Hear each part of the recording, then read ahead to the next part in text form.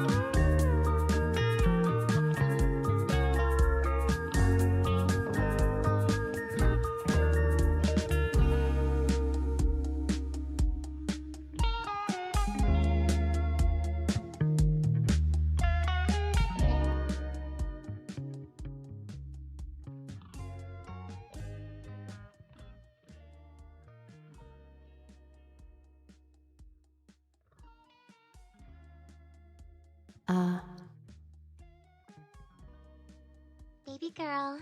Nya. Waiting. Karma, thank you for the 5,000 biddies. I really do love that alert sound. I always forget about it. Constantly.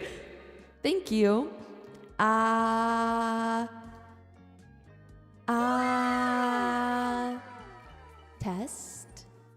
Test. You are not baby girl. 1, 2, 1, 2, test.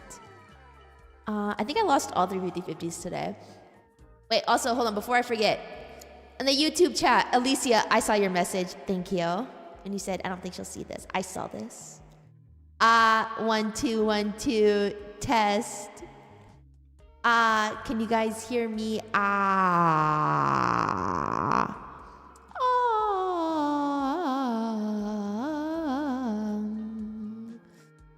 Let me say thank you to all the subs. Fence, thank you so much for the 5 gifted. If you guys give a sub, make sure to say thank you to your sub daddy. Say thank you to the emotes and the ad reading experience. Shaya, thank you for the tier 3. Kafka Sidechick, thank you for the tier 1. Emerald, thank you for the tier 2. Peta, thank you for the 5 gifted. If you guys give a sub, please make sure to say thank you to your sub daddy. Make sure the ad reading experience and the emotes. Karma, thank you for the 5,000. Biddy, done today. Harm, thank you for the tier 1. Vanna, thank you for the 5 gifted. And again, if you guys give a sub, make sure to say thank you to your sub daddy. Make sure the experience and the emotes. I don't know what's wrong with me today.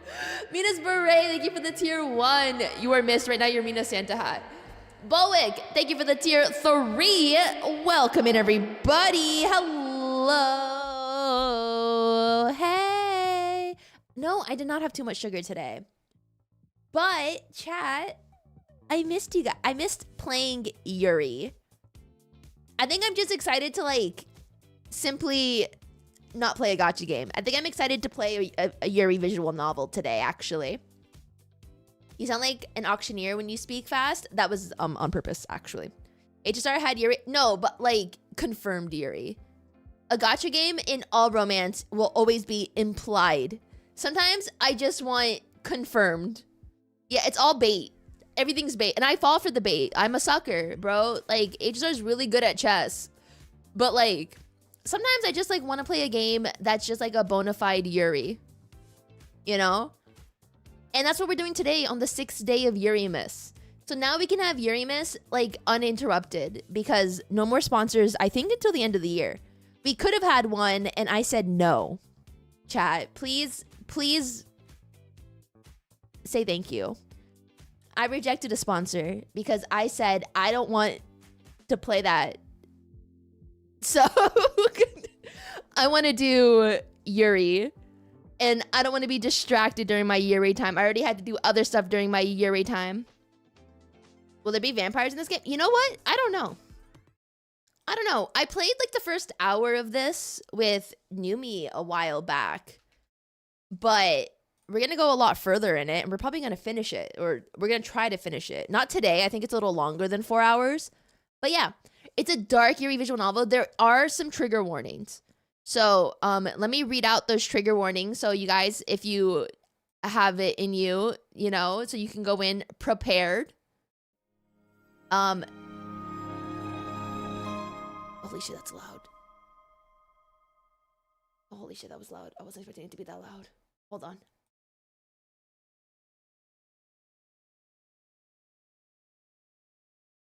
Yeah. Textual and visual depictions of the following topics: blood, self-harm, suicidal ideation, and violence, you guys. Please, if you can't mentally handle that, you may need to sit this one out, and that's okay. Do what you gotta do to feel safe, okay? But there is some disclaimer for darker themes in this game, okay? That's just my little disclaimer. Take care of yourselves, you guys. Also, we have codes to give away, also from Studio Elaine. Thank you as well to them. Today's not sponsored, but they were very kind to give me 5 codes to give out to you guys in chat. So that's very kind of them to do, and they did not have to do that. So thank you to them. And you guys, it's on sale right now for the winter games, for Steam winter sale. So like, check out their studio. They make Yuri, like just Yuri games in general. And so go check them out. They have a bunch of different games, and their whole studio is basically dedicated to like you know, Yuri. So y'all should go check out their other games.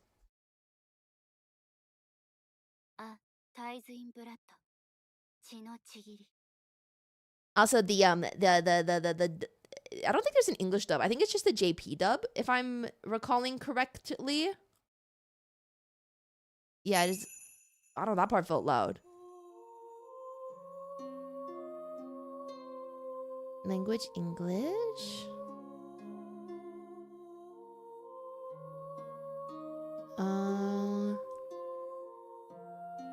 Oh my god, open dyslexic. Wait, does this wait, that's so cool. That's so kind. Did the game just say a Tithe in blood, kimochi? Doesn't kimochi mean like delicious? Oh, that's so nice. Nice. Okay, we're gonna keep it all enabled though. I'm personally, I can handle this kind of stuff. If y'all can't, sorry. Isn't the art so pretty? Are you guys excited? Okay, chat. Who has played this game before? 1 in chat if you have, 2 in chat if you have not. Oh, okay, so this is very different than when we played Love Curse. You own it, but you never played it. Only watched y'all. Like, not. Okay, oh my god, we're all gonna be in this together. Because when we played Love Curse, everyone basically played it already. So this is nice that we get to experience this together. We love YouTube Gang. We do love YouTube Gang. Guys, I see you. Hi. Dun, dun. Oh, Jester with the 1. Okay. You played some of their other ones? Nice. I think Molly Voice is in one of their other games. The Please Be Happy.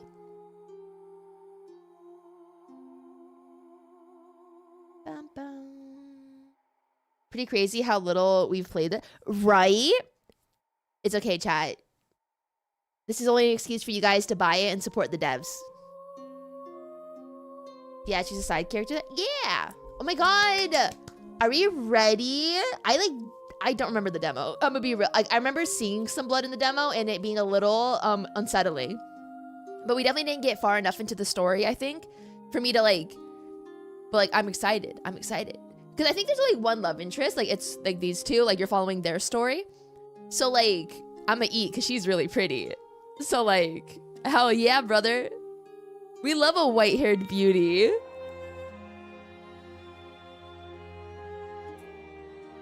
Yeah, there's like blood magic or something. Yeah. They're both very pretty, yeah. Dun, dun, dun. Okay, should we, oh my god, guys, should we start now? Like, I think you can tell when I'm like really excited for a game, when like, I don't even want to stall. I want to like jump into the game. Cause it's like, I love playing Yuri games. I miss visual novels. Like, I want to play like visual novels. What did you guys do today? I had Chinese food for dinner. It was great. Okay, because I had Chinese food, surely I can say the word now. Okay. Shuejia. I think I cooked.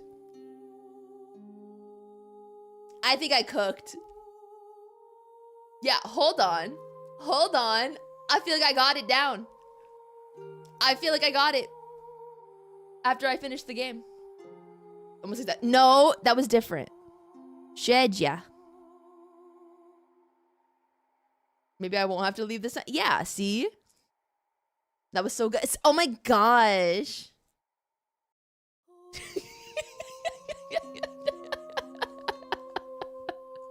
No, but I had American Chinese food. That's not real Chinese food.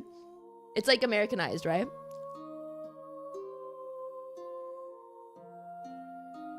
Dude, I'm gonna go to China one day because I do want to go. And I'm gonna call everyone Shuejia. And they're gonna be like, we are not in school.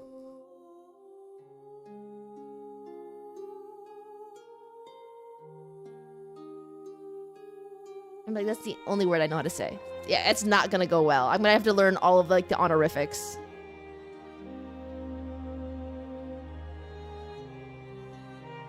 Did you call everyone senpai in Japan? Nope. I said sumimasen. And onegai shimasu while pointing. What's please in Chinese?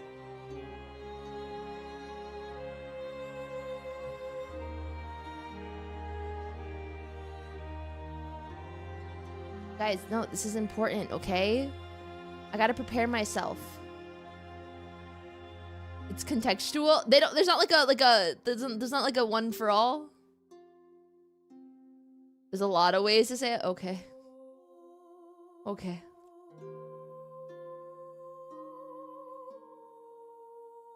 Yes, but no, but kinda. It's weird. Okay. Chingni, which is can you please? Oh. I see. Okay. We'll just jump into the game though.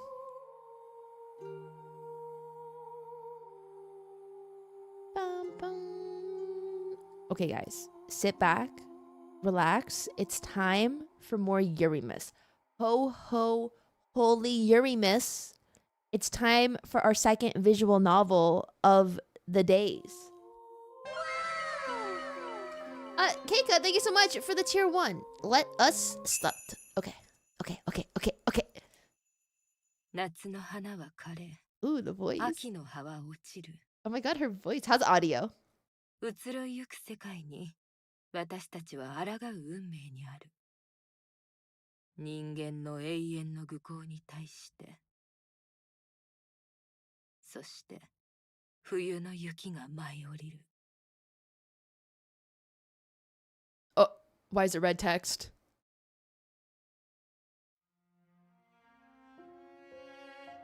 Henry, I literally uploaded part 2 today. A terrible chill hangs in the air, the season proving bitter as it so often is here. On this cold day, a great throng of students slowly shuffles through the piled snow of the university grounds, the day's lectures finally over. Some gossip freely with friends, while others fawn over their partners. Most, however, stroll silently. She's so cute! Amidst this sea of people, walks one unremarkable student among many. It went without saying that I'd go to university. I was called smart, clever, intelligent. I quietly liked the praise and saw no reason to fight others' ambitions for me. As long as people told me I was doing well, I hardly cared what I did. I wouldn't say I have a career in mind, nor any particular plan for the future. I barely chose this way of life at all. I simply fell into it. Things happened around me, and I followed the path of least resistance. I never considered what would happen when I had to think for myself. It's like kind of a mood.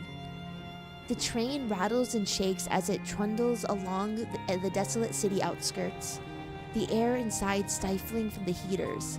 The seats always fill before I get on, so standing for the awkwardly long ride has become normal by now.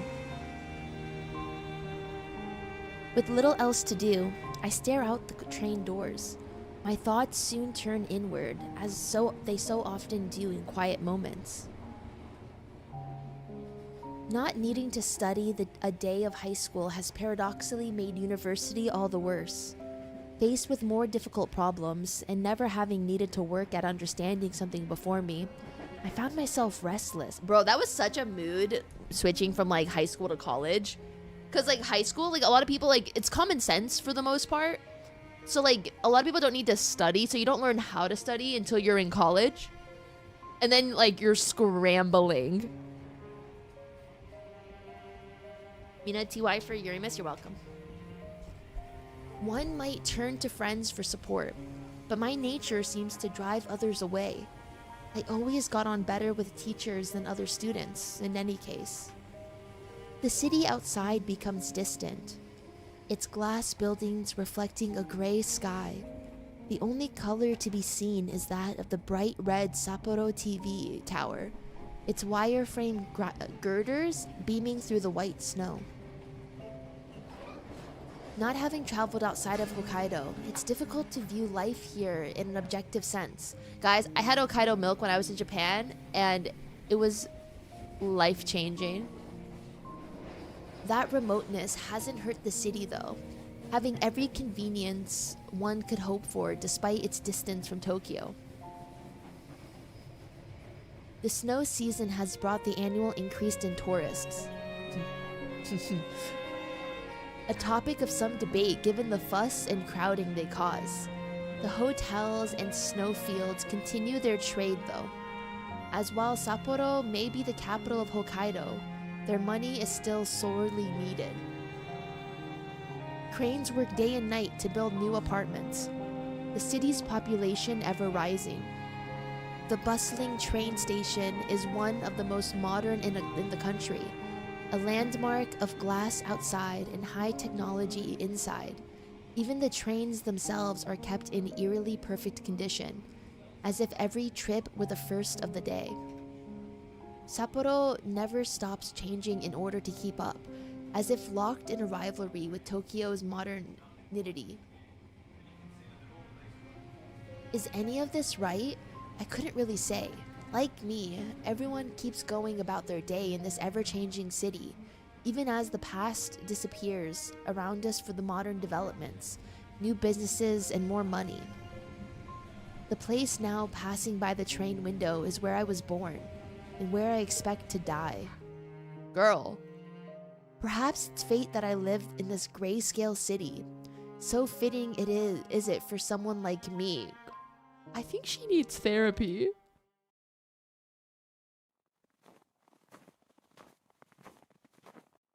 The walk from the station to my house is thankfully much shorter, though the idea of selling it and getting an apartment closer to school is something I've considered more than once. Having passed the local cemetery on the way, I enter. You're just gonna enter the cemetery?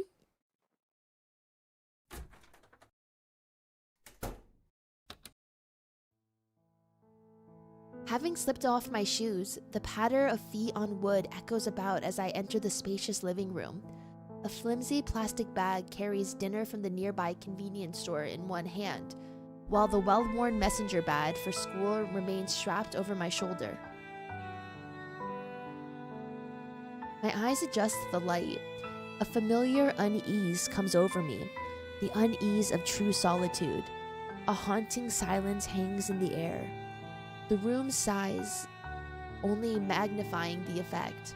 Few things provoke this unsettling feeling so deeply as an empty house which shouldn't be.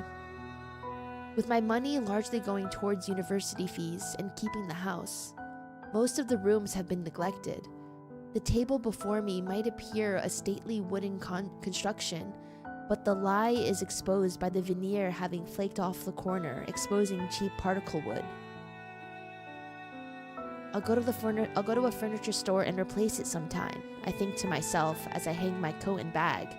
Of course, sometime is vague enough that I can rationalize away that time never coming.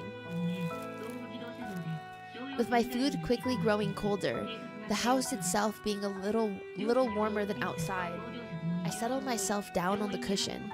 The air soon fills with the studied and monotonous voice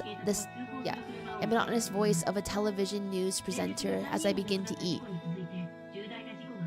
The lukewarm set meal is, for better or worse, consistent in the way that convenience store food usually is. The same goes for the bitter green tea which washes it down.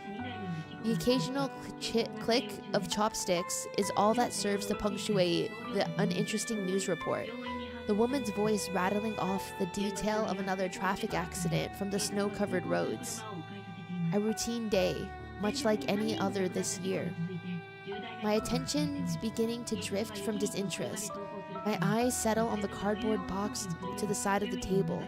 I half-heartedly consider throwing it away, but like most, I decide to use it for storage.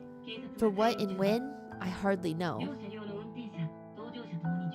It still has the shipping label attached. Now that I look at it, to think that one thoughtless order of an otherwise nondescript book from some secondhand store would change so much of my life. The idle thought confirms my plans for the evening. Putting myself to work in order to calm my nerves, I turn off the television and sort the remnants of dinner into burnable and recyclable trash. With that, I take a long breath and head to the study. Even as I walk up the stairs, I become acutely aware of the sensation from the bandages on my left arm, a now permanent reminder of this grim pastime. A lavish room is revealed as I enter, the musky smell of books and old furniture hanging in the air. The haphazard collection of antiques and oddities is the result of a year haunting local antique stores and online marketplaces. Something, anything, to take my mind off of what's happening around me. My eyes move down to the floor. Girl! What started as pleasant dark wood is now blighted with remnants of dried blood. The stains run deep, no matter how hard I've tried to clean it. The sight going unnoticed by anyone else is one of the few advantages of living alone. Can you imagine trying to sell your house and there's a blood ritual on the floor? Girlie, you can never sell your house. Your blood is in the wood. Stepping around the faded remnants of chalk between the wood panels, I stride over to my desk. My laptop full of translation notes lie to one side, while a time-worn leather-bound book lays open on the other. It's likely the oldest object for many miles around, and treated accordingly. No astortite sulla natura della magia del sangue. Assorted notes on the nature of blood magic. The title alone made me curious, a curiosity which soon developed into obsession. Before long, that obsession turned from the intellectual to the practical. With some reverence, I carefully leaf through the pages. Yeah, you know, I saw a book on blood magic and I was like, damn, I need that. The words of the author, one Isabella di Mora, speak across the ages as I scan the page. Translating the Italian text, mamma mia, has been slow going, not helped by its archaic form, but what progress I've made has yielded good results. Rather, it's been my body which has slowed me more than anything else. Looking between the floor and book several times, I attempt to visualize the patterns needed to replicate Isabella's experiments. The glyphs and patterns are strange and complex, more than one attempt ending in dismal failure.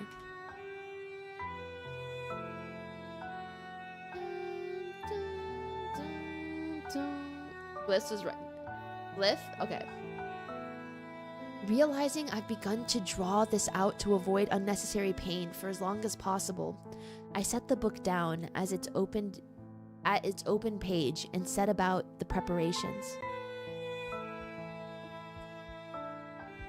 Taking a piece of chalk from the pile of seemingly unrelated items on my desk, I kneel down and begin to retrace the intricate plans detailed in the book's pages, every so often standing to consult the sketches I'm using as guides.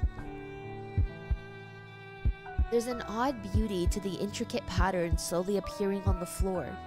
One concentric ring is followed by another, mysterious symbols and figures filling the space between them. Do you think, like, if you make, like, an alchemy circle thing, it has to be a perfect circle, otherwise it's not gonna work? Because you know how hard it is to draw a perfect circle? Like, you gotta have, like, a stencil. Isabella's process of experimentation and discovery, the result of a great mind imprisoned by her family, has been fascinating to uncover page by page as my translation progressed. Trying to replicate her results would soon prove even more intriguing. Slowly but surely, the detailing comes to an end and the last of the lines meet. Coming to my feet, I set the chalk back down and set about the more distasteful side of the process.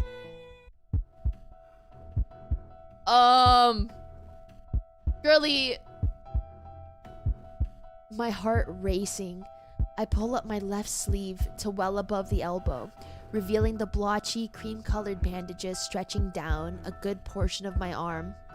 There's a strange feeling in keeping something hidden despite being surrounded by oblivious others. Little by little, I unraveled the dressing, leaving enough at the top of my arm to avoid it falling. As the skin beneath is revealed, one dark red line after another blights the pale flesh around it. Some have already scarred, soreness and itching reminding me of their presence. Oh my god. Use something smaller. That's a big ass knife. That's a big ass knife. I wasn't expecting something that big.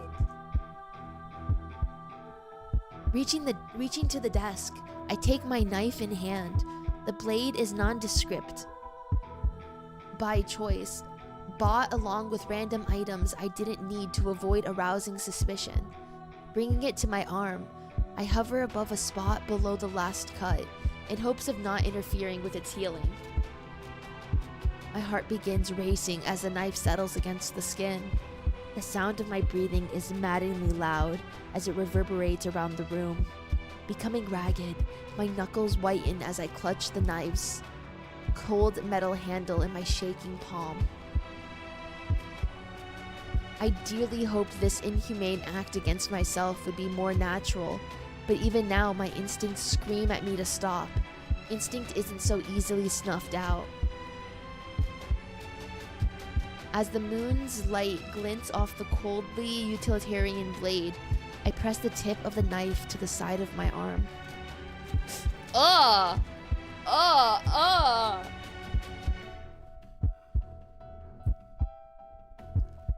In one practiced motion, I overcome my body's pleading and force myself to slice the blade across. Pain laces through my body and mind, the gritting of my teeth the only thing stopping my painful whimpers from escaping. The tool's job done. I throw it to the ground and clutch my arm tightly. Dark crimson fluid seeps from the open wound, soon flowing freely down my arm and over my hand. Curly, what are we doing? Crouching down, I put myself to work to pull what attention I can from the wound. Putting my hand out before me, I straighten my index and middle finger as thick, warm blood begins to drip from them. Trying my best to minimize my nervous shaking, the chalk outline soon turns red as I trace them out at a slow but steady pace. I have to take this carefully, I remind myself. My body can't afford to do this often. Every attempt meaning days of recovery. I'm already weak, and the winter's efforts hardly help. As the last of the white chalk turns to a wine-dark red, I stand once more and glance about. The moonlight reflects off the fresh blood, a slow trickle still dropping to the floor from my arm. A certain dissonance strikes me between the messy red spatters strewn across the floor and the intricate Byzantine patterns they form. Okay, I have an idea. For people who want to do blood rituals, instead of doing that to yourself, go to a blood bank, ask to draw blood, ask if you can keep your blood bag. Keep your blood bag cold. And then whenever you need to use your own blood, you take your blood bag, you get a brush, and you simply just paint. No, but like, it might need to be your blood. So you have to like go, like, you know, withdraw it properly. Why would they let you keep, why not? Okay, go to an underground blood bank and steal your bag of blood. Because it needs to be your blood. I think this would be the best thing. I think this is the best course of action. Step 1, befriend a doctor. Yeah. Does blood last that long? Well, like, if you store it properly. How about don't do blood rituals? Okay, I'm not trying to yuck someone's yum. Rob the blood bank. We're not gonna rob the blood bank. It needs to be your blood. I thought we decided on this.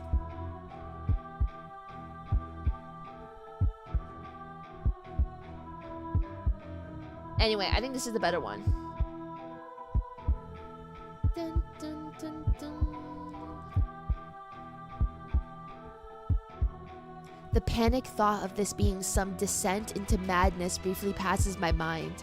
What madman, what crazed murderer could stand in such a spectacle and think themselves sane?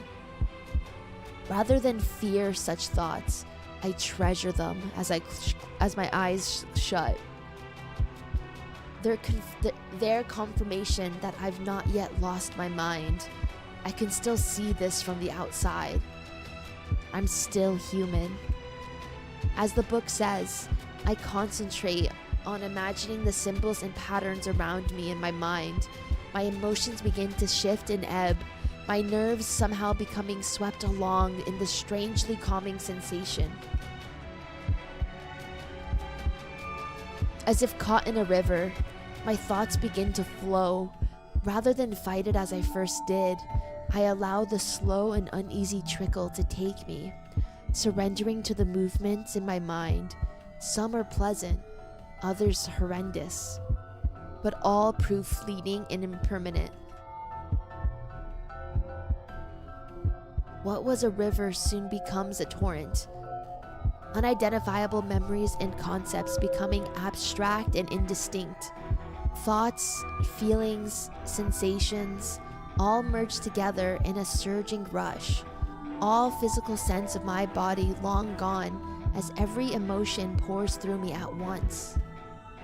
In the swirling and flowing mass, the bedrock below it all begins to sway in the swelling flood.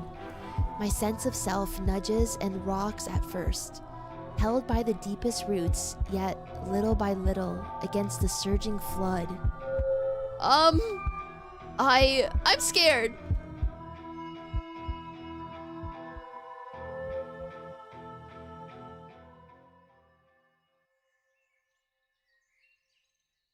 The soft grass gently presses against my cheek, the dew of early morning contrasting to the sun's warmth. My eyes slowly open, but my body feels too heavy to move. Far from being unexpected, it's now a familiar feeling. My mind too dulled to do anything more. I silently watch the flowers before me gently sway in the breeze while birds squawk in the far distance. It's all so different and so warm. As if waking from a terribly long sleep, I warily pick myself up and my senses slowly return.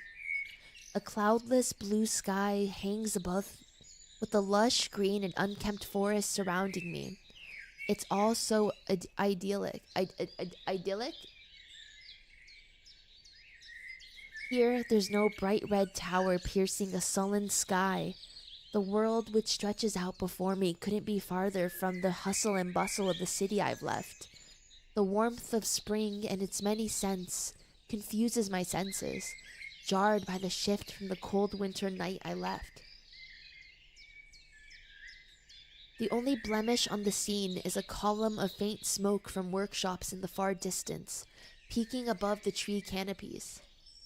魔法が成功した。Seikoshita. I thoughtlessly say the words to nobody in particular.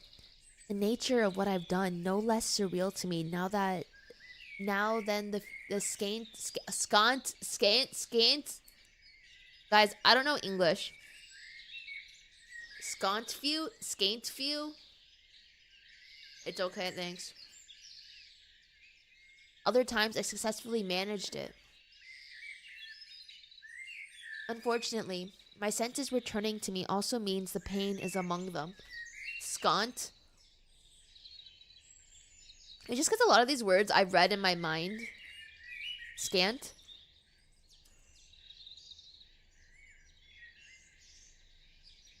Yes? Okay. Are we sure this girl didn't? No, she did a blood ritual. Sometimes, like, girls are bored and they just do blood rituals, you know? She could have gone to the park, but it's snowing. I quickly set about rebinding my bandages, lest anyone here sees the scars, now disfiguring my forearm.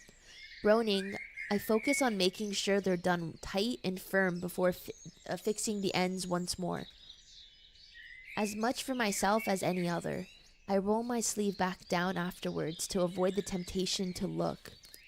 Adjusting my glasses and dusting myself off with my uninjured arm, I set off towards the town ahead. The town of Sapporo. An empty horse-drawn tram trundles along past my field of vision. The steed's hunched-backed owner patiently letting it trot along at a leisurely pace. He pays me little heed as they pass, the clatter of hooves blending with the sound of passersby. The shadows are small, so it must be around noon.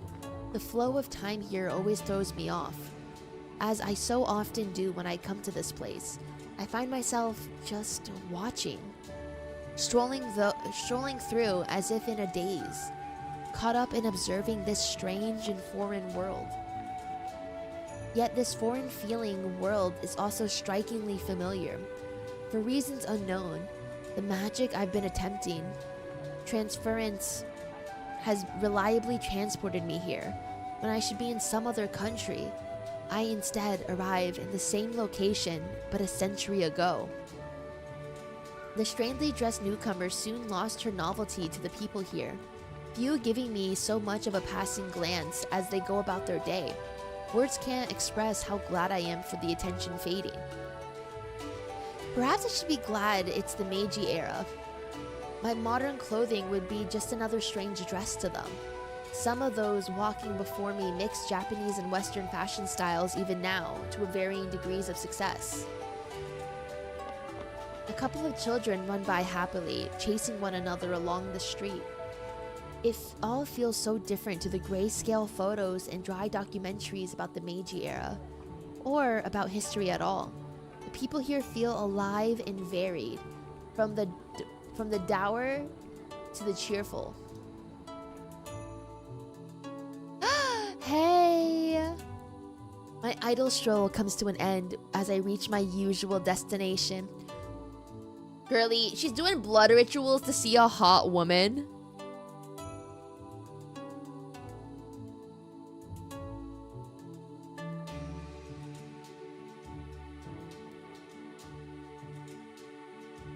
Iconic. I get it, honestly. Based. You know what? Oh my... Guys! She's ending her blood. No, we know where the bloodline is. It's just on the floor.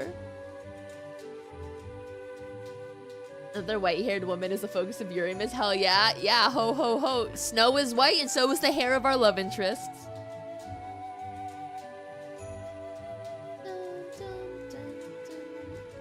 So this is how I meet girls.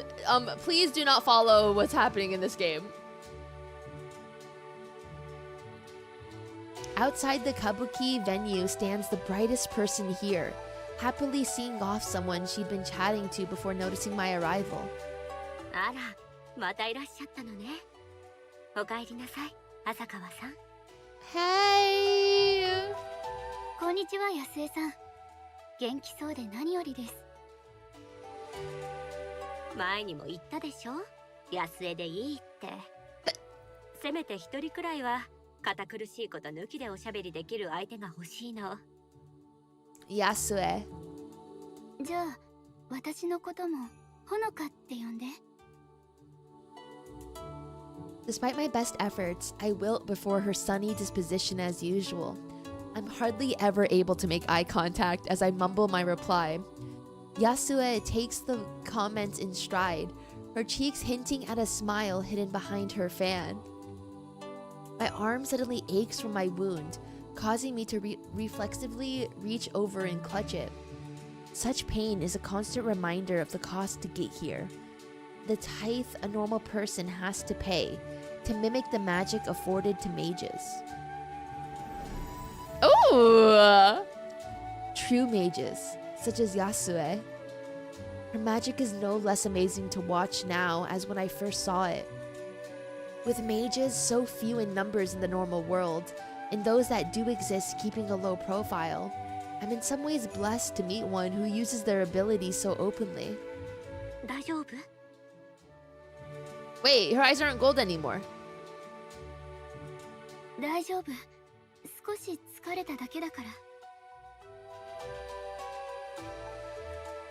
Accepting my waving off of her concern, Yasue turns to begin walking, casting a glance behind her to invite me.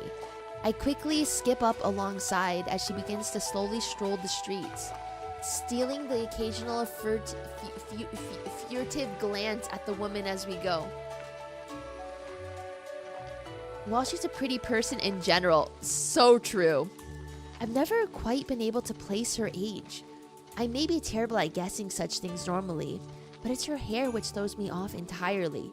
I'd call it bleached white, but it looks natural despite her youthful face. Finding myself self-conscious, I run a hand through my bangs to neaten them before adjusting my glasses just so.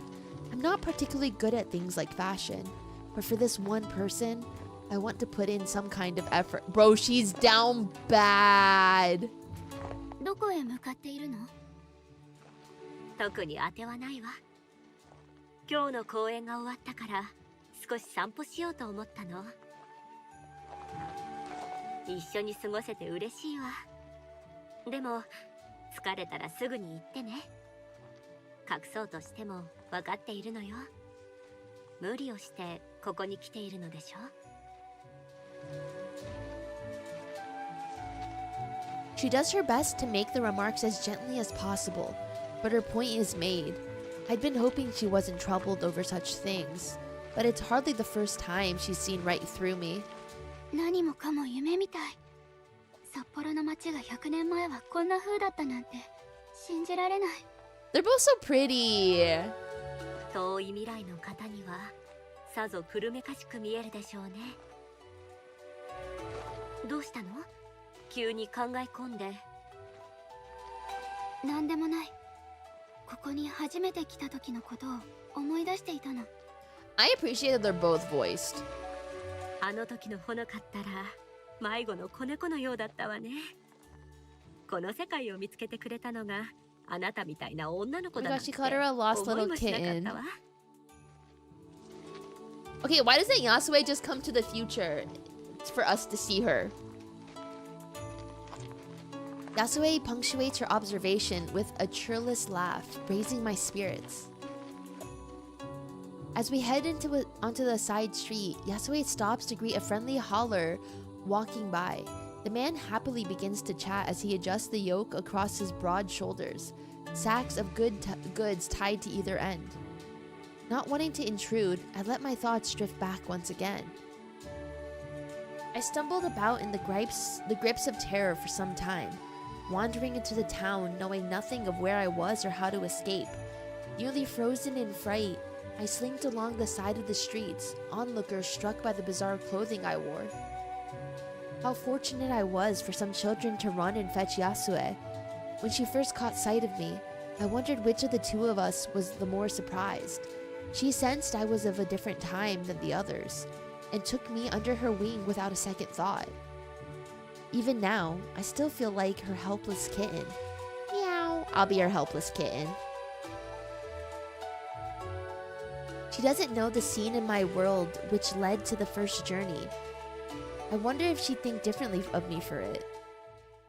As the hauler shuffles off, we start walking once more. Yasue speaks up. Few of our conversations are started by me, though she seems unperturbed by this. 最近はどう？平穏な生活を送っていると言っていたわね。平穏。そうかも。大学に行って、帰宅して、夕飯を食べて、寝るだけの変わり映えのしない毎日だから。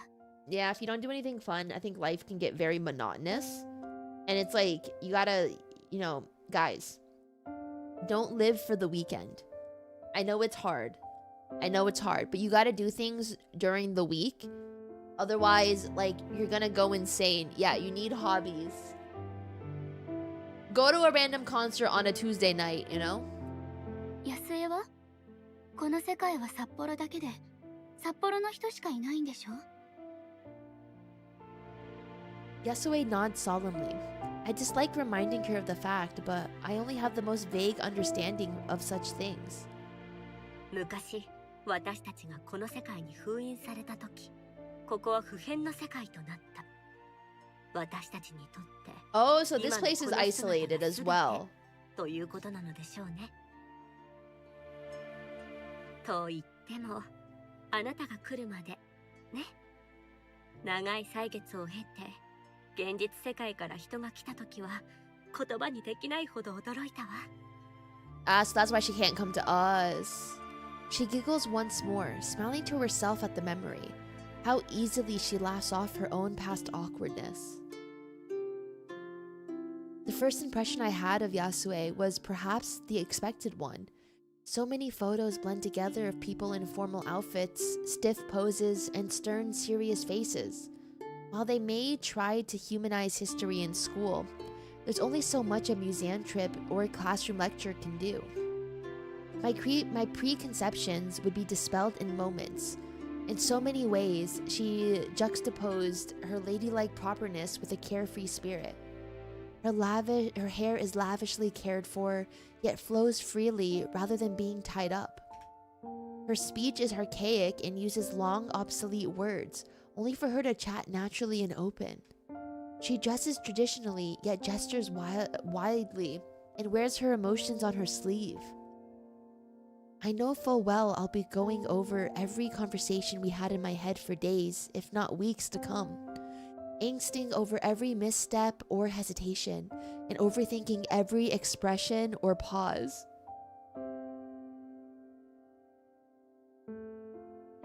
Girl. Yet Yasue will do no such thing. Everything flows off her. It's graceful in a manner, albeit not quite the way I expected the word to be used, for someone of an era barely past samurai and daimyo. がっかりさせたらごめん。でも私にできるならあなたをこの世界から助け出したいの。あなたは偉大な魔術師ではないでしょうけれど、知り合えて本当に嬉しいと思っているの。この世界に初めて来たのが、むしろほのかのような人でよかったわ。Not knowing how best to react to her praise, I bashfully look away. My driving desire to be complimented is one of my uglier traits. I love being complimented. I can only hope it's one of the few things Yasue hasn't perceived in me. No, when you're talking with a friend and they bring up something that they that you do that they like, that's feels so nice. Right? To be loved is to be perceived. But I only want to be perceived by the people I want to be perceived by.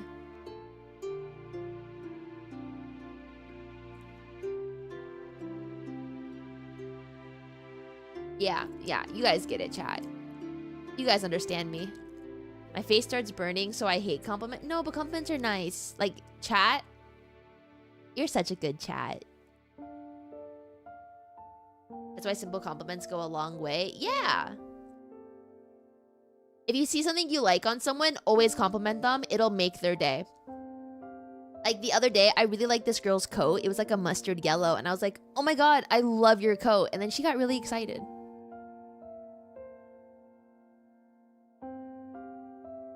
You know, so compliment people. I wanted to ask her where she got it from, but I didn't ask her where she got it. Yeah, it's a shot of serotonin. Or they'll think you're... No, if you're not creepy about it, they won't think you're creepy. If you have to be nice and respectful. Okay, you can be oh my god, they have such a pretty smile. Now, there's disrespectful compliments. Damn. Don't do that. You have to be wowzers.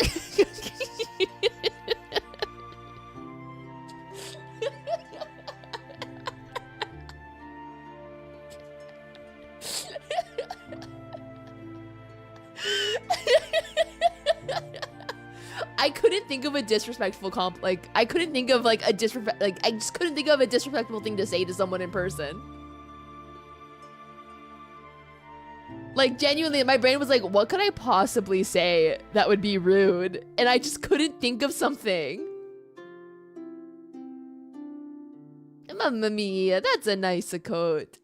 Damn, you dress up like that by yourself? Yeah, I went blank. Guys, I'm just such a respectful person. I can't help it. Not knowing how best to react to her praise, I bashfully look away. My driving desire to be... Oh wait, I just read that. I soon realize I've begun rubbing my arm out of anxiety. For all her praise, I still feel as if I'm telling a lie by omission. How would a mage react to finding the one before them is some regular person mimicking their abilities through such methods? 一つ聞いてもいいかしら。答えたくなければ無理にと Oh, は she 言わ feels ないわ。 guilty because she's not a real mage. ええ。ほのかはおいくつかしら。あれほどの術を使う魔術師にして Wait, how は old are you, girly ずい pop? ぶんお若そうね。The jump in topic forces me to think of an answer for a moment. I can't will myself to tell the truth when she gives such a convenient excuse not to. 少し前に20歳になったばかりかな。 I mean, I think. Well, you better add 10 years to that. ということはまだ。 She trails off before finishing her sentence, her expression concerned. I'm left at a loss for words, only growing worse as the spark of realization brightens her face. 安江来て、後悔はさせないわ。 Wait, how old are you, Queen? Once again, I find myself working to catch up with the cheerful woman. Oh yeah, she knows. Dim lamps struggle to illuminate the tables around us. The izakaya's air filled with the chatter of patrons and a heavy scent of tobacco. With liquor flowing freely and so many in the tight space, the air has taken on a distinctly muggy feel. Many of the animated faces around us flushed a bright red. Oh my god, smoking and drinking, that's illegal in this chat. Guys, don't do drugs. That includes smoking and don't drink. Only water and sparkling water. Okay? Capiche? We stay happy and sober here. Can I have Kool-Aid? Sugar-free. Boba, 0% sugar. Iced tea, unsweetened. No wine, you can have grape juice. You can have caffeine, you can have coffee. Alright, chat, I expect you all to participate in, what is it called? Dry January? I don't drink, so I just have a dry all year round, but for you guys.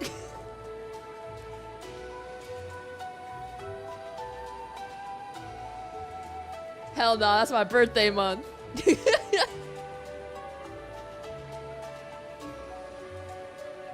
Dihydrogen monoxide. Yeah, you can have that. That's fine. Even no soda. Oh my god, guys, should we quit soda? I mean, I don't drink soda naturally, like normally. We can wait, I don't mind quitting soda. I just drink sparkling water.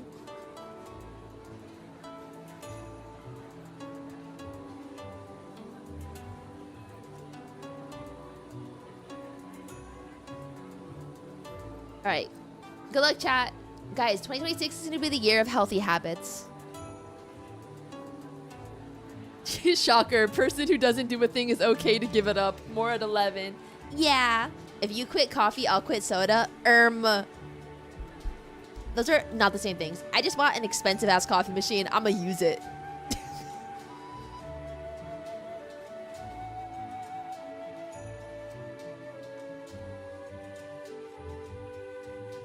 And the coffee's delicious. Anyways, my gaze rest on the waitresses skittering from table to table, dainty feet in sandals tapping quickly to keep up with the pace of orders. It's a little uncanny. Everything about the experience is so close to a normal restaurant, yet just different enough to throw me off. As always, I do my best to avoid accidentally catching the eye of anyone in particular. Yasu does no such thing, instead looking at me with an indulgent smile. Oh my god, if someone looked at me with an indulgent smile... どういうこと？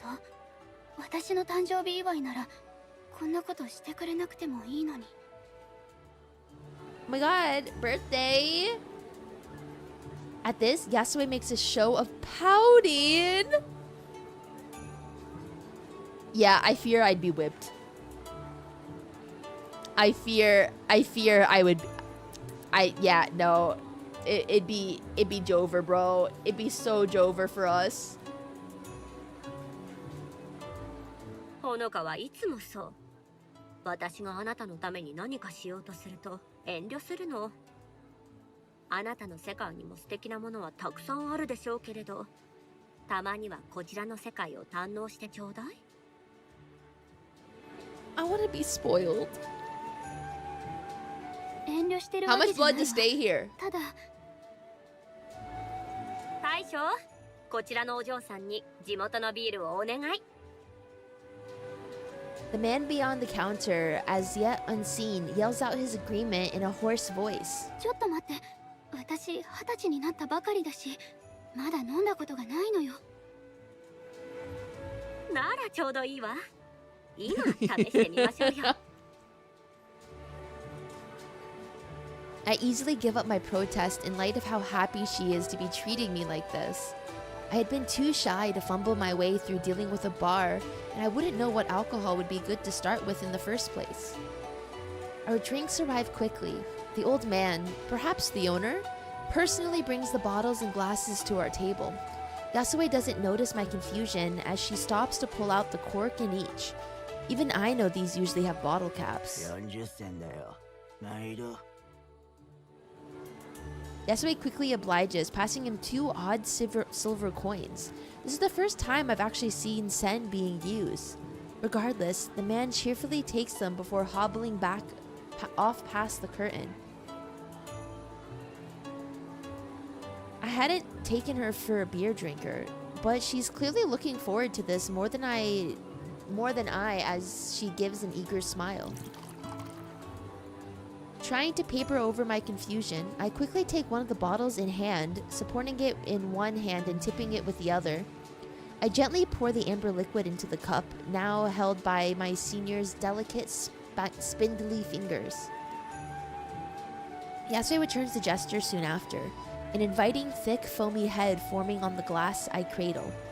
The calming, bubbling beer gives off a floral scent, a sharp contrast to the mess of crimson which brought me here. The smell of blood now uncomfortably familiar. Why are we bringing this back to blood? I peer over my drink to Yasue, her gaze patiently gauging my reaction. Perhaps it's my distrust of others.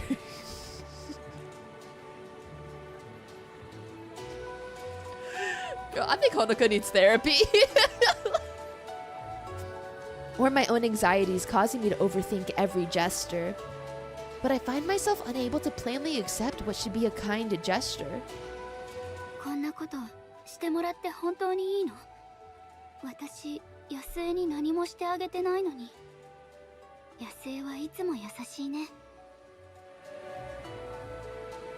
Like, why are you so nice to me? 自分の誕生日を祝いたくないの？そうじゃないの。ただ。 I'd expected Yasue to defend herself. Instead, she stares at me intently, as if examining an interesting specimen before her. Maybe this is no different to how we've been interacting this whole time. Another one of her elaborate plays. But this time, without a script to hand, each of us left to take our cues from the other, judging and moving in step with the other. As a particularly rowdy patron gives a boisterous laugh beyond us, ha ha ha, Yasue smiles and closes her eyes in defeat. ごめんなさい。押し付けがましかったかもしれないわね。新しい方が来るなんて本当に久しぶりで。 Honoka, say sorry right now. いつかあなたを失うかもと思うと少し怖いの。 Of course she'd be scared. She's been sealed away for so long. Everyone here has been.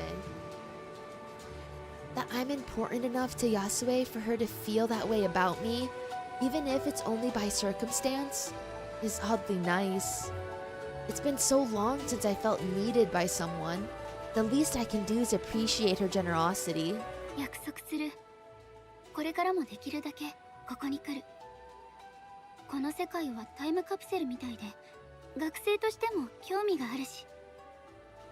そういうわけだから飲もう。私の誕生日のためじゃなくて、二人の約束のために。Her smile is enough of an answer. The pent-up tension in my body releasing. An odd sense of purpose sparks inside of me. The first I've perhaps felt in my life. With that, we both lift our glasses to our lips and take a long sip. In the end, I only had a few sips of the bitter stuff. Thankfully, Yasu was only too happy to oblige in drinking both of our bottles, and a couple more besides. It seems the taste of alcohol will take some getting used to. I had heard that drinking before evening is odd, let alone at noon. Yasue seems to hardly care though. Her face now flushed and gestures decidedly more animated. Of all the images I had of a lady from the Meiji era, the joyful carousing woman skipping beside me isn't one of them. Like carousel? Oh, that's not how you spell carousel. As she gives me a slightly uneven smile, I offer a polite bow. ありがとう、安江。今日は楽しかった。あんまり飲めなくてごめん。もっと慣れなきゃね。Oh my god, they're both flushed. 今度飲みたくなったらまた付き合ってよ。喜んでご商売に預かりましょう。Perhaps it's the drink or simple tiredness, but I found the corners of my mouth lifting, just a little. I wonder if the stupor will last in the real world, now that I think of it. The passing thought only reminds me of the greater lie. Perhaps it's genuine honesty after hearing her own, or the drink making me less inhibited. But I want to tell her the truth. 安江、伝えたいことがあるの。私があなたをこの世界から出してあげられない理由は、方法がわからないんじゃない。魔術師じゃないからよ。あなたと違って私は Oh my gosh, she's just telling 普通 her? の人間なの。でも、ならどうやってこの世界に？ Wait, we're just like confessing our secret? This early in? As I glance about at the people going about their day around us, Yasue senses my want for privacy. こちらへ。After a fair hike well beyond the town's limits, we arrive at the edge of the forest surrounding Sapporo. There's a peaceful serenity to this place that I've yet to find in my own world. 思い悩んでいることがあるなら言ってちょうだい。あなたのことなら何でも受け入れるわ。Oh my god, she'll accept our honesty? Without worry? The fact that she cares should make me feel happy, but it stings my heart so. She doesn't know. She couldn't know. Taking a long breath to steady myself, I look down in shame and pull my left sleeve upwards, tug by tug.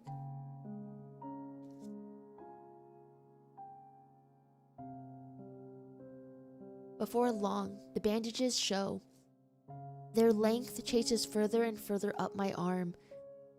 The beige gauze discolored by a blotch of bright scarlet. Fresh blood has pooled by now, the wound still proving sore as my sleeve drags over it. Ow. I dare to look up at Yasue. The woman wears a mournful expression. It's striking compared to her gentle demeanor. あなた、自分に一体何をしたの？実は私にもどうなっているのかわからない。ずっと昔に誰かが書いた本に、普通の人間が後天的に習得した魔法の力を呼び起こす方法が書かれていたの。仕組みはよくわからないけど、その本の通りにやるとこの世界に来られるようになったの。でもそれを発動させるには血が必要で、その本はイタリア語で書かれていて血の魔法っていうみたい。Okay, 1 in chat, do you think she's gonna be mad at us? 2 in chat, do you think she's gonna be understanding? Which one do you guys think it's gonna be? I think it's gonna be 2. She feels toxic to me, like in a way where like I think she'll like, no, don't hurt yourself, but this is like kind of fascinating. Oh yeah, we all think 2. In response to my fast-paced explanation, her eyes close. I can see the gears turning inside. The connection between my general frailty and rapid exhaustion when visiting now plain. Honoka. Aww. I know what she's going to say next. Neither of us want to hear the words. 別に死ぬわけじゃないから。そりゃ体に負担はかかってるけど、これくらい。お願い、もう来るななんて言わないで。安江にもっと会いたいの。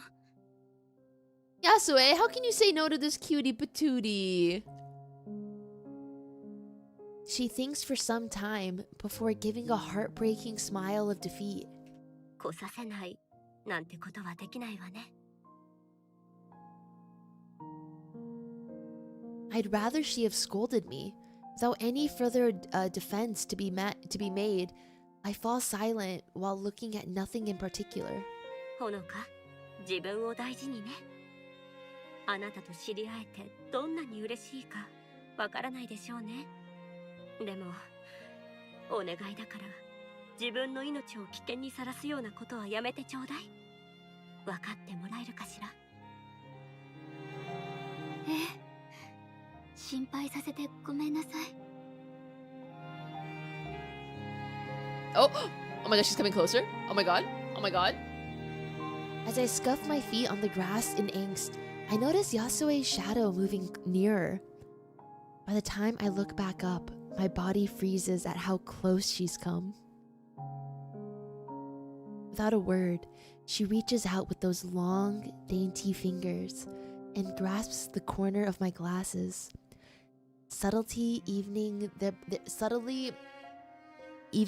their position on my face. With that, Yasue steps back and smiles simply. そういうのはね、私たち年長者がすることなのよ。What do you mean by elders? How old are you?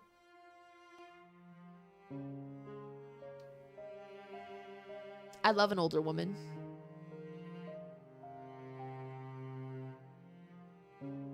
Her point made, Yasue's smile slowly wears off. The time to say goodbye draws near. When the next visit will be is difficult to say, but the fact it will come is certain. I'm not sure if it's imagined or not, but I feel Yasue's become more comfortable with that fact. Understandable, for a mage seeing their first visitor in 100 years. ほのか、お大事に。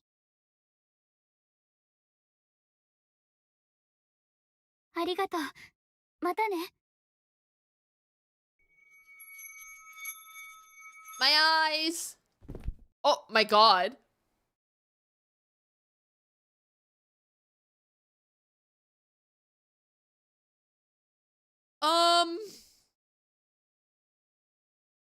Okay. My head presses to the hard wood beneath its hard, cold surface, rousing me. Blearily opening my eyes, I let myself stay in place as my senses slowly return. The smell of musty books, chalk, and blood plays on my nose, the scents making an unpleasant concoction. My body feels impossibly heavy. The stupor seems to be gone entirely, lost to the world I just left, but the experience of transference takes a heavy toll on my strength. Forcing myself to stand, I stagger to my feet with a hand on my desk for support. I find myself unable to do anything but stand idle in the cold, empty room. My tired eyes stare blankly out the window. the moon's dim light reflecting off the bare branches of winter. Silence hangs in the air, moonlight illuminating motes of dust floating in the evening darkness. My head feels empty, no matter how hard I try to form so much of as a fleeting thought. Simple exhaustion, I tell myself. I think she suffers from seasonal depression, and I think she would do wonders with vitamins and therapy.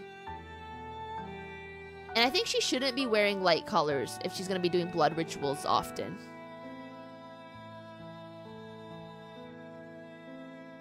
With little desire to do anything else, I begin to walk to the bathroom before settling in for the night. The floor still bears the scars of my work, the book which started it all laying open amid the disorganized desk. I'll get some cleaning supplies and wash off some of the mess, I think to myself. Sometime.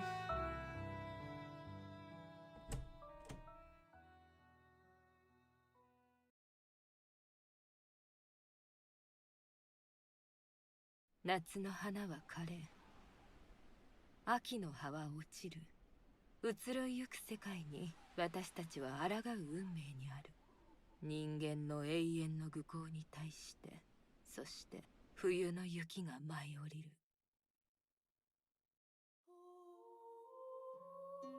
Ooh, opening credits.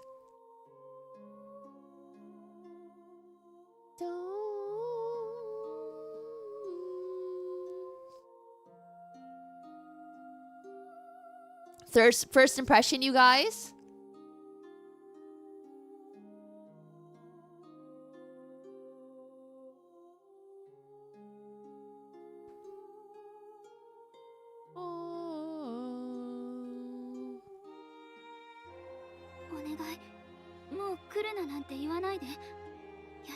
Hoka Itsuki. この世界に初めて来たのが Mami. むしろほのかのような人でよかったわ。 Fujita. 私はいつもどんなに些細なことでも世の中を正したい Oh っ my god, て she's 思ってる。 cute. あの生活を裏で支えていたものを知ってから God, who are these people? 自分の手が血で汚れているように思えてならなかった。結構よ。 Ooh, hello. 私を憎みたければ憎めばいい。あ、タイズインブラッド。血のちぎり。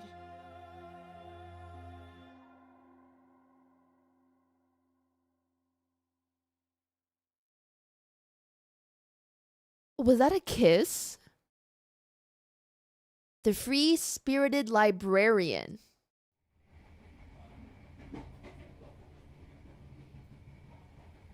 Do you think she has like 12 copies of the same sweater, or like, you know, she like uses bleach? Okay, because we finished the first act, we'll do the first giveaway. I'll give away 2 codes.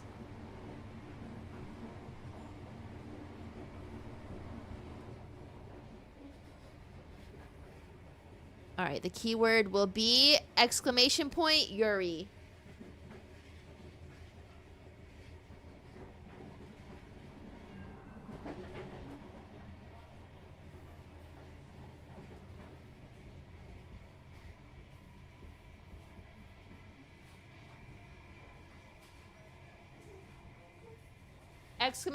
!Yuri if you would like your chance to win a copy of A Tithe in Blood.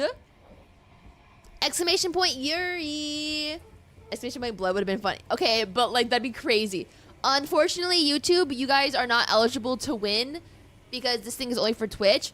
But if you come over to Twitch real quick, you can enter. Just like type in chat !Blood. And so you have a chance to also win, but unfortunately, YouTube cannot participate. I don't have a bot for YouTube to do this. But YouTube, make sure you're subscribed, please. And if you like this kind of content, I'll do it more often. Is it case sensitive? Nor. It's not. Exclamation point Yuri, though, if you would like a chance. Oh, you have to be following on Twitch, too, by the ways. Otherwise, if you win and you're not following, then I'm not giving it to you.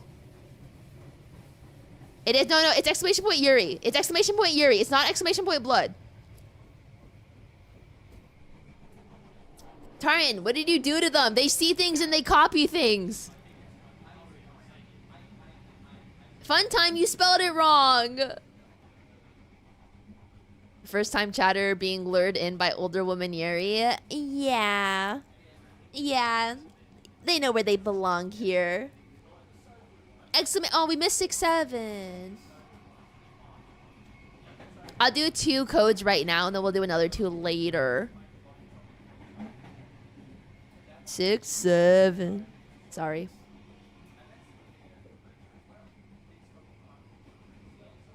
Chat, are you having fun? Do you guys like my narration? I always feel like I'm cringe when I'm narrating. I try to make it seem like more than me just reading off a passage, but you know, it's hard to read sometimes.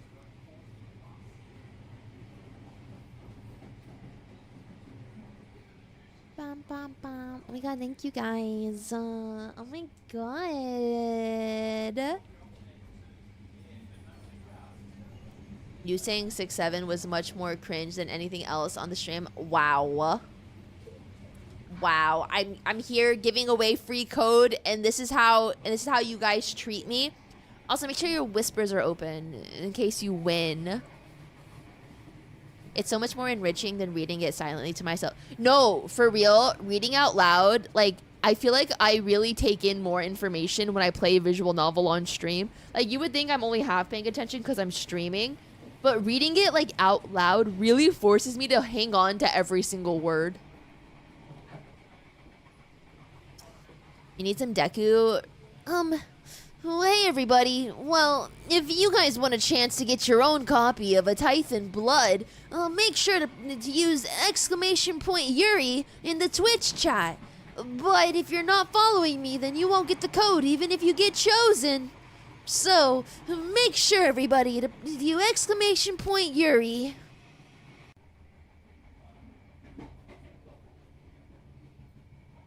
Reading near was worth chosen from...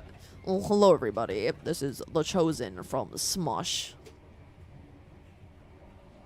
Oh, I never lose.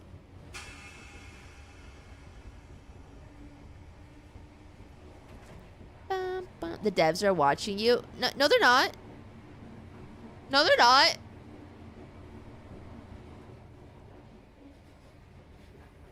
They were... Wait, they were here? Wait, I wasn't looking at chat.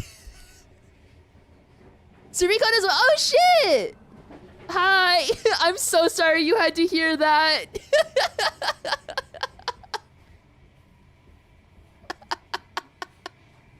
I was locked in the story. I wasn't looking at chat. I don't look at chat when I immerse myself in the story. Anyway, I'm gonna pick a winner now. 10, exclamation point Yuri. 10, 9, 8, 7, 6. Guys, I'm so embarrassed. 5, 4, 3, 2, 1. Miss Meadows! Are you here, Miss Meadows? Please claim your win. Otherwise, it's gonna be real awkward. Miss Meadows? Meow cheer! Welcome and congratulations on your win. Please make sure your Twitch whispers are open or message one of the mods. And you'll be receiving your code. Congratulations! I hope you also enjoy your own playthrough of this game. Heck yeah. Heck yeah. Okay, let's do one more winner and then we'll continue on with the story. Okay. 10.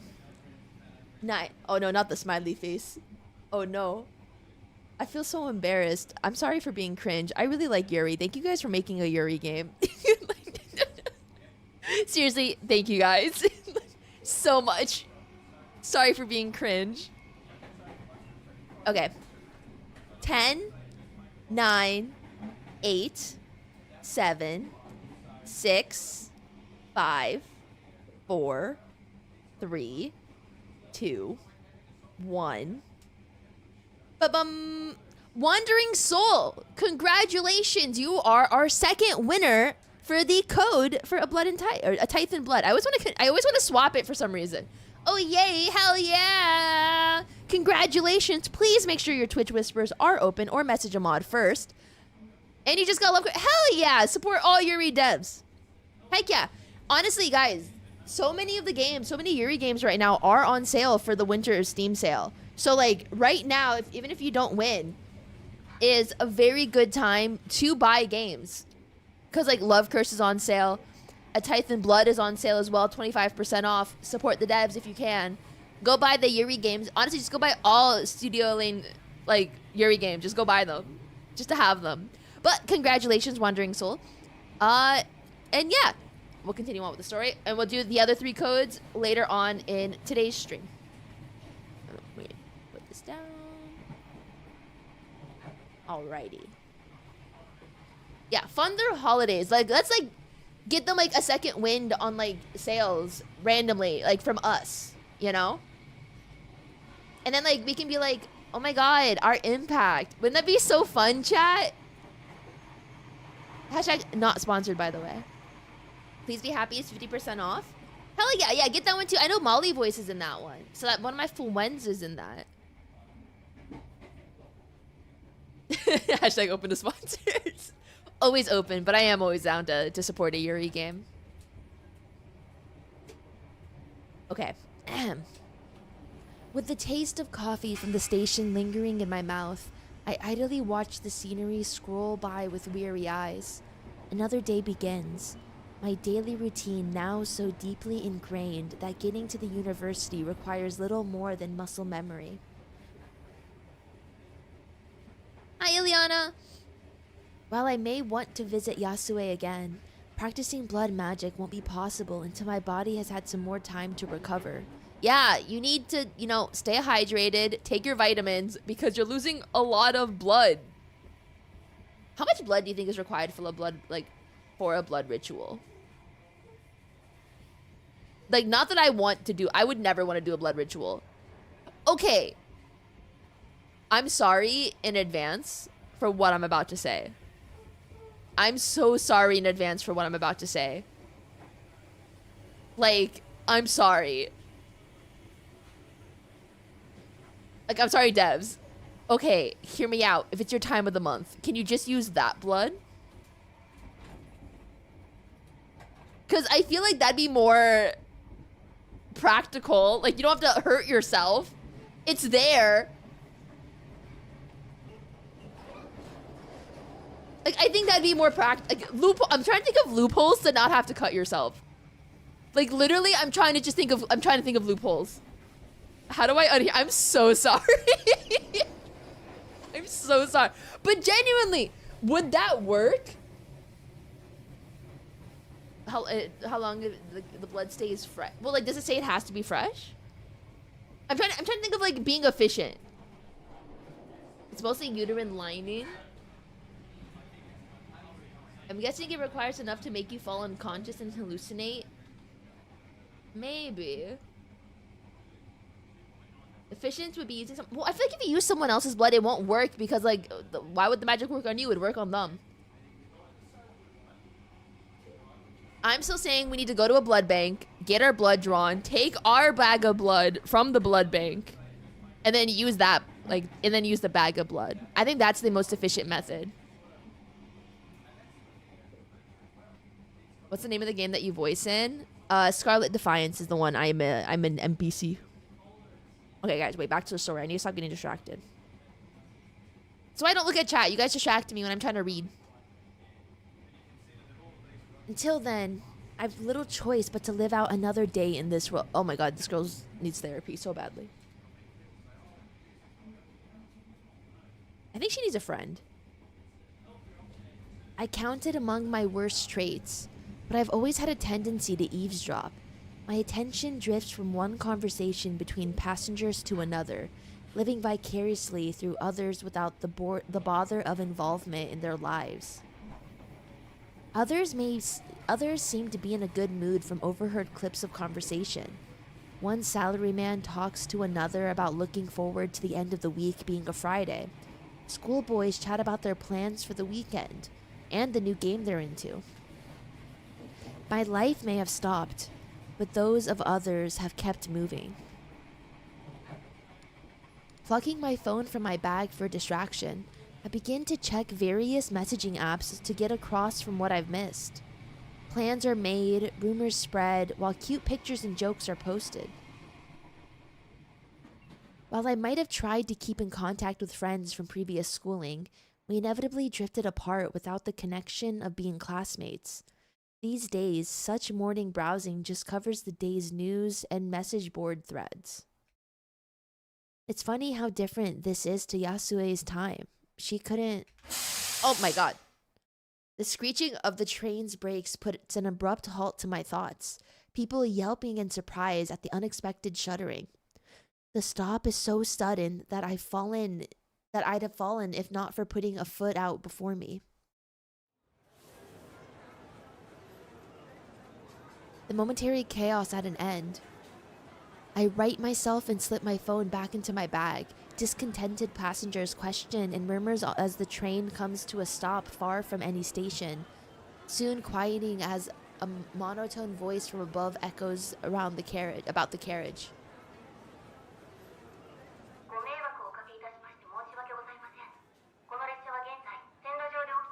Oh no. Oh no. The short, almost curt message only causes more consternation among the passengers. Others around me begin to quietly chat between themselves, some wondering if a train ahead of us broke down, or if the bitter cold has caused line problems. Some wonder aloud if someone died, the scandalous excitement to their whispers barely hidden. Seconds turn to minutes, the train showing no signs of moving for some time yet. The more impatient passengers pace about the aisle, though most settle into reading books or phones. You know what she needs to do? She needs to play a gacha game. I think that would pass time. While the heat inside only growing more stifling, I look out at the snow-covered world outside with some longing. As I do, a movement catches my eye from the tracks below.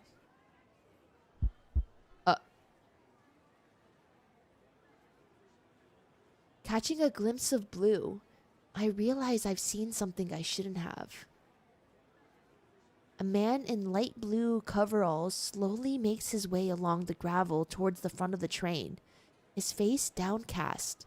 Dirty gloves hold a large roll of blue tarpaulin under his right arm. Thank you for the sub. I've seen that material in the news. There's only one reason it would be used here and now. Oh.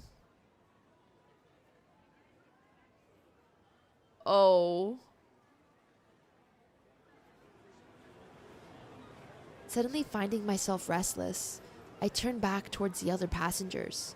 All that faces me is a scene of mild discontent and their mundane routine disrupted, ignorant to the cause.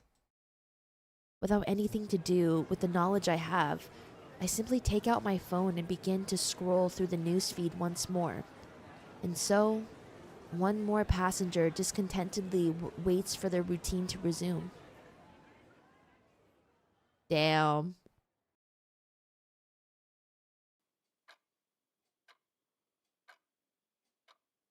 Tick, tock, tick, tock. That's a nice library. The day slowly draws to an end. My last daylight hours spent in the university library, as they often are. The desk where the elderly librarian once sat lies empty, her shawl left draped over the chair's back as a small, perhaps unintended, tribute. Ever since she retired, the school had struggled to hire another. The two of us had shared a silent agreement. I often remained in the library long past closing time. allowed to study while providing quiet company to the old lady as she worked to close up for the day. I enjoyed our quiet coexistence, free from expectations of more. A book sliding into place on a shelf ahead rouses me from my reverie. The new librarian busily working away. One Shino Kikuchi, according to the email which introduced the newest member of staff. Only hired in the last month, she's a stark difference from her elder in so many ways, not the least of which being her age. If I had to guess, she'd be in her early 20s at most. At least one thing is alike between them. She too lets me stay well into the evenings. Perhaps the old librarian passed a note to her. I'm thankful in any case. I hate being an imposition.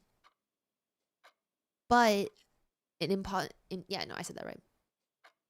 But the school provides a far better environment for studying, given the solitude and loneliness of my faraway home. Girl, I will walk you to the pet shelter and we can get you a cat. I think she needs something. Looking back down to the book before me, a mundane a bit of research material for my course. The words begin to dance as I try to read. The more I try to focus on the passages, the more my thoughts skate away. The same happened with lectures throughout the day.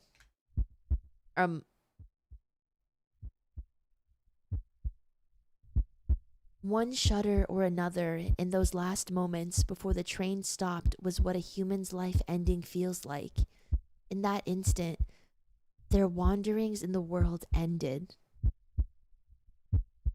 I have no other to tell. The same goes for the bandages running up my arm. They serve as an ever-present reminder of how little I have in common with anyone around me. もっと早くに言っとくべきだったよね。付き合ってくれてありがとう。Aww! Wait! She's cute!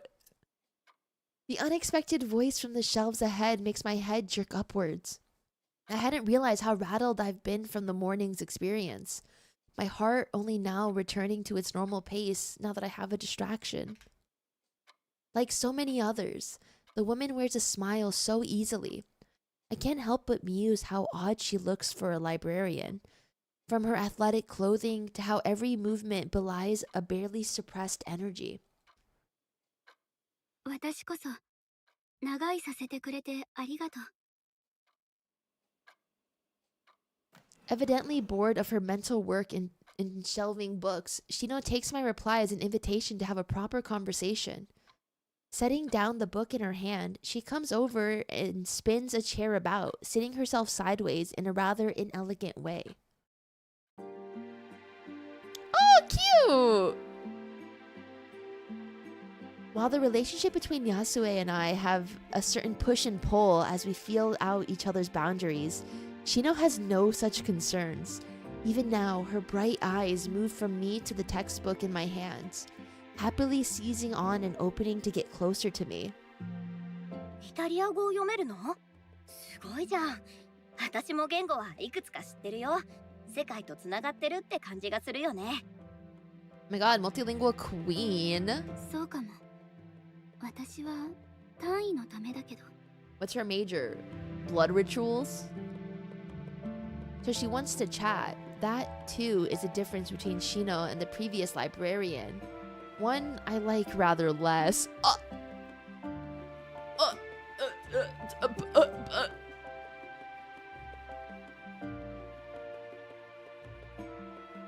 I would crash out. Yeah, oh no, my steak's too juicy. My lobster's too buttery. This cute girl wants to talk to me. This sounds like me, bro. Like, I'm just trying to read, and a hot person's trying to talk to me. I'm like, excuse me, I'm busy.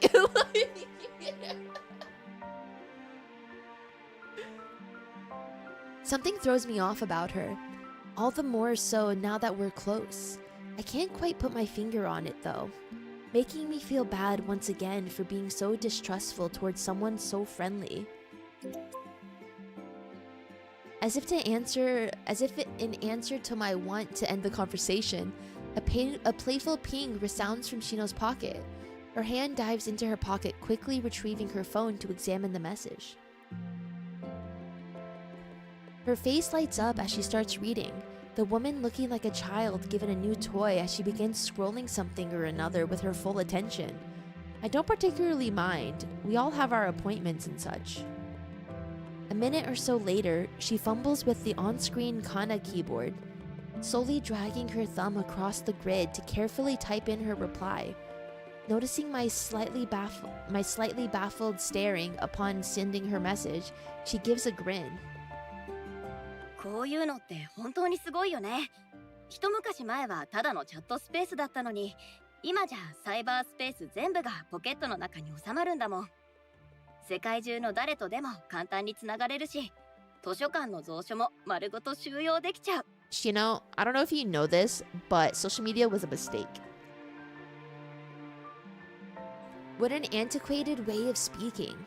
I've never heard cyberspace used by anyone, at least not without a thick sense of irony. Without intending to, I let my confusion show on my face.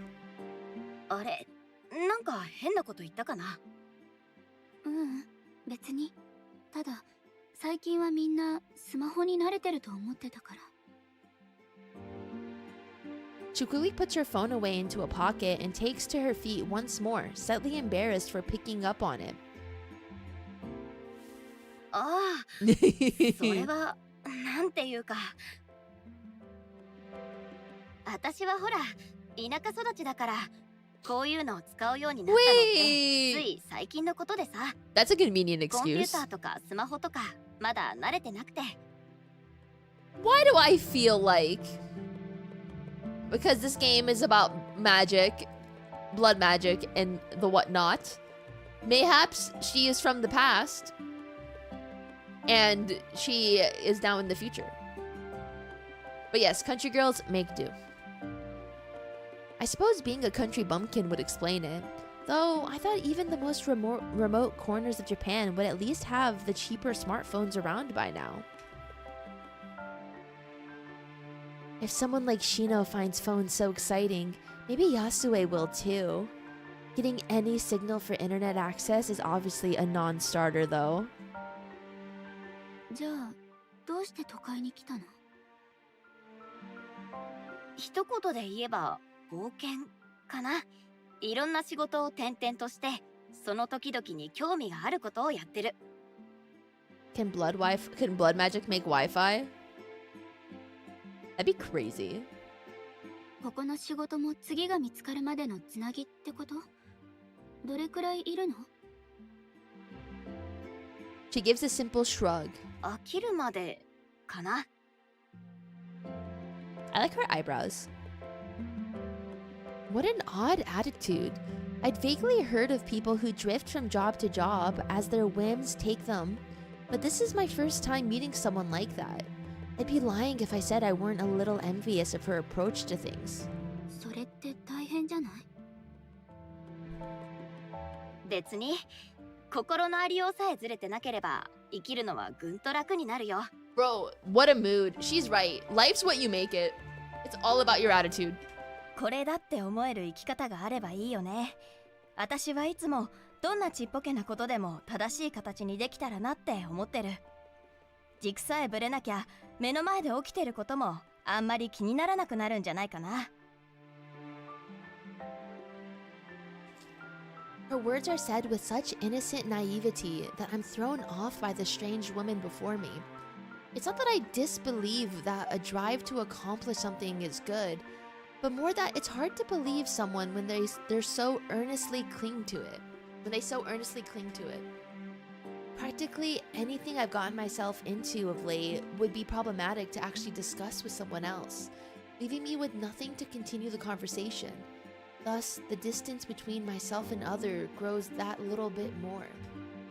Girl, you can pick up like a side hobby. Like you can do blood rituals like for funsies, and then like maybe, I don't know, pick up Sudoku or like knitting as like a side hobby when you need to heal from your blood magic. Yeah, crochet mayhaps. Bowling. This isn't to say the carefree librarian is wrong, though if there's any cause, any single thing I can believe in, it's freeing Yasue from that sealed world. She, of all people, doesn't deserve that fate, and I alone have the knowledge to even find her. Prompted by the thought of Yasue, my mind soon begins wandering of its own accord. If Shino wants to talk, I might as well try to get something useful out of her. 魔術師のこと何か知ってる？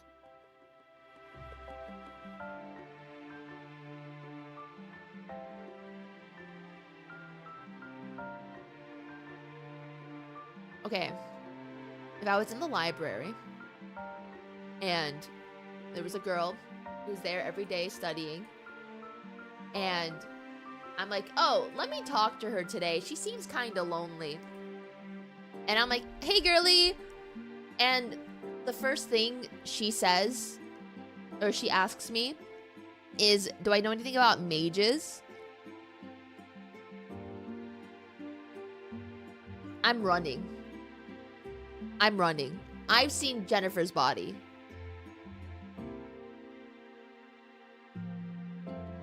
Women are crazy. Oh, it's a great movie, yeah. But like, if they're hot enough, like I can forgive anything. But you know. 急に話題が変わったね。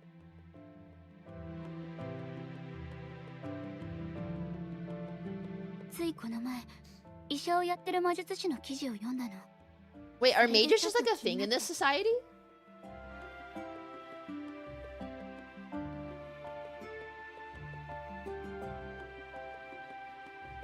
That's not entirely a lie.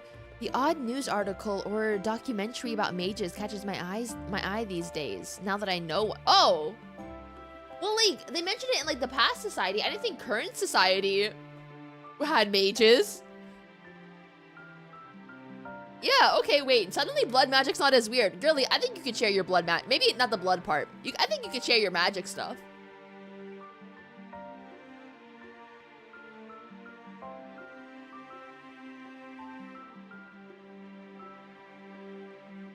Shino shifts about, discomforted by the subject. She quickly tries to paper over her reaction upon realizing I've noticed she's a mage. 気になる存在ではあるよね。珍しいから実際に魔術を使っているところなんてなかなかお目にかかれないし。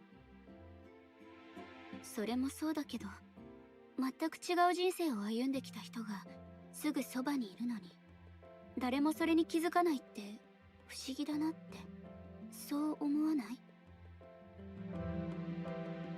平均的な魔術師は普通の人とあまり変わらない。なのに魔術に不信感を持たれちゃうのは残念だよね。この町の魔術師は目立たないようにしてるみたいだけど。それに力の強い魔術師となれば話は別じゃない？ヨーロッパだともっと堂々と暮らしてるみたいだし、古くから続く血統の魔術師は城を持ってることもある。Oh yeah, she's definitely a mage. 破れるなら政府が手出しできる相手じゃないしね。So what if she gets sentenced to the past without using blood? だからこそみんな魔術師に対して慎重になるんだろうね。異質なものを恐れるのは人の常だもん。I can only imagine how powerful a mage must have been to seal away a whole portion of the world. The entirety of old Sapporo and its people carved away from reality and lingering for an eternity. How anyone there hasn't gone mad is beyond me. Shino's earnestness is no less visible on this topic than the last. Her angst over people's dislikes of mages quite clear. She hardly seems the type to hide her feelings, earning her some degree of trust, even if I do dislike her nosiness.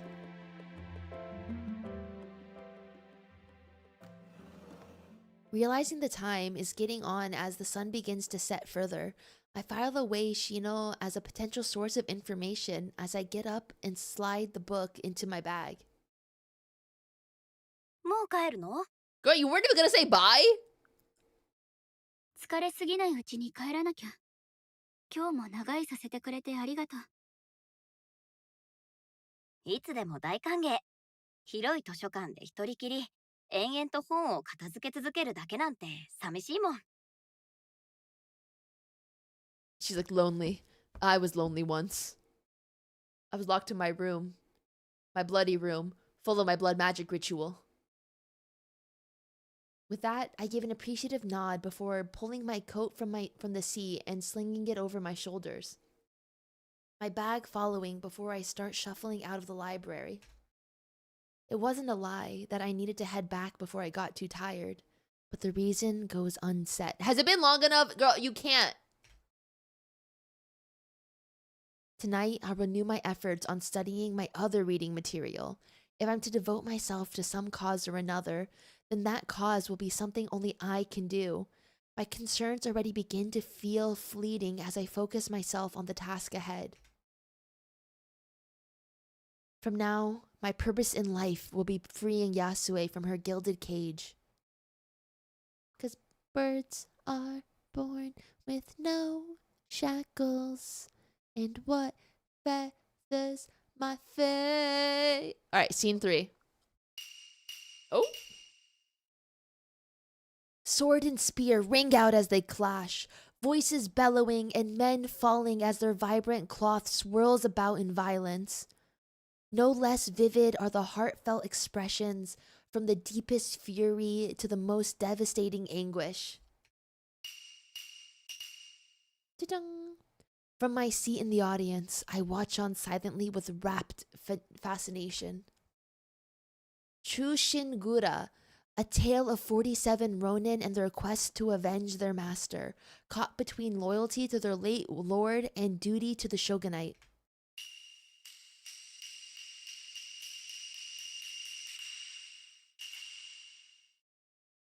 The story reaches its bloody conclusion, the villain cut down and their lord's spirit at peace.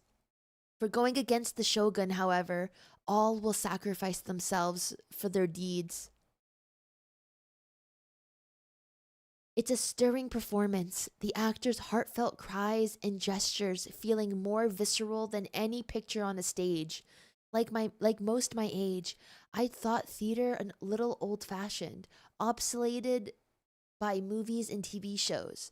How wrong I was. Yeah, girly, theaters are great. I freaking love theaters. The crowd's applause, joined by my own, echoes about as the heavy curtain draws across the stage.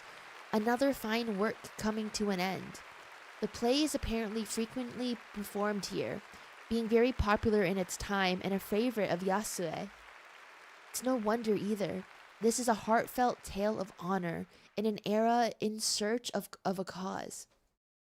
In the tumultuous upheaval of a feudal society, becoming a modern imperial power, it's inevitable that many would remember a simpler, somewhat fictional past.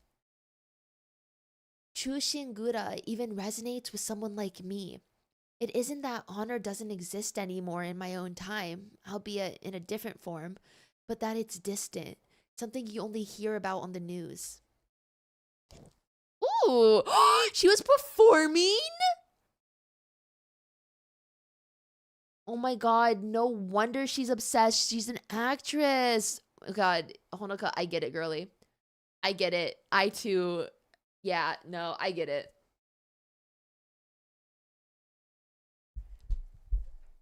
Yeah, no, she looks great. The curtain soon withdraw once more, slowly revealing the performers and their director. Yasue stands at the center of the stage, bowing with so many men flanking her. Some are sturdy while others are slender, some elegant and others brutish.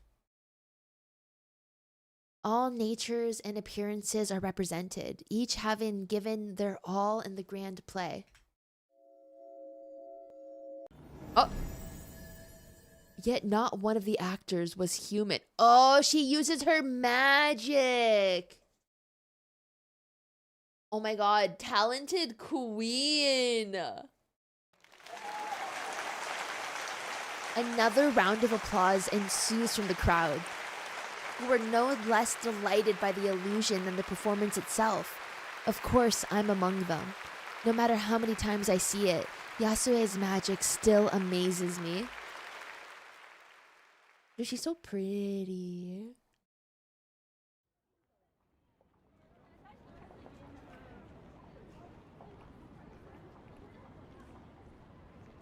With little to occupy myself with following the play, and little desire to intrude in the lives of others, I quietly wait for Yasue outside the large venue, a task made easier by the cool night air.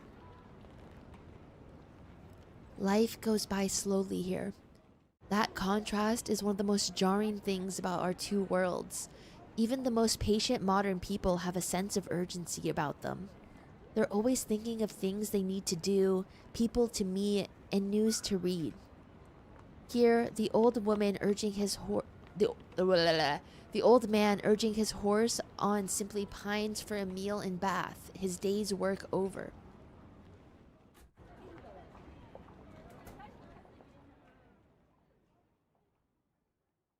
Hey! Oh my god, we get the romantic music. As Yasue finally leaves the venue, I call out to her. The way her shoulders relax a little when she sees me waiting doesn't go missed. 楽しんでもらえたかしら? It was wonderful. ええ、とても。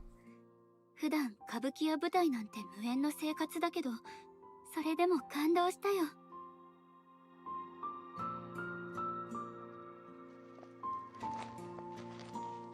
Yasue gives an indulgent smile at the praise. The two of us starting on our way down the street. It's hard to believe that the road we walk is the very same one I've so often visited downtown.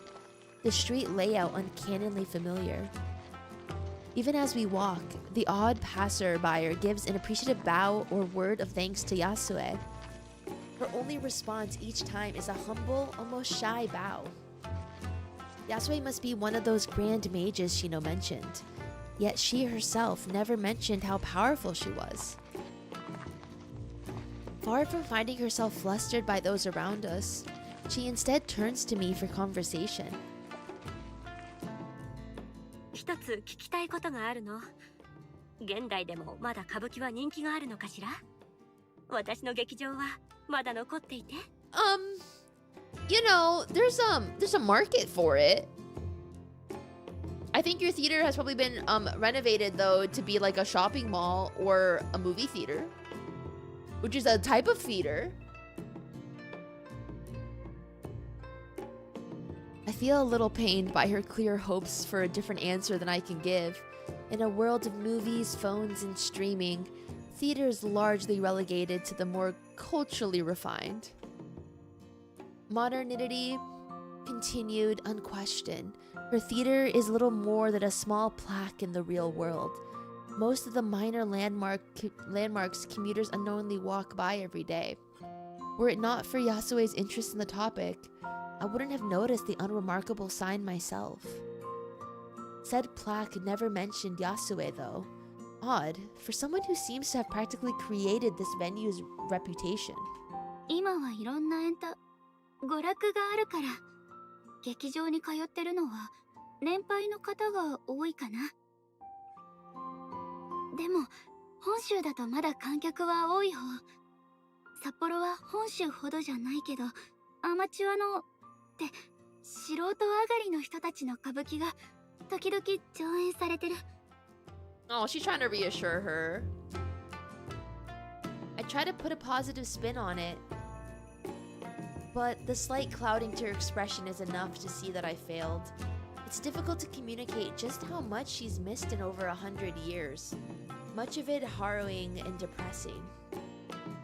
Trying to move the topic to a more palatable ground, I speak first. ねえ、いろんな魔術を使えるのに、どうして歌舞伎に使おうと思ったの？魔術師というのはね、時々妙なことをしたがるものなの。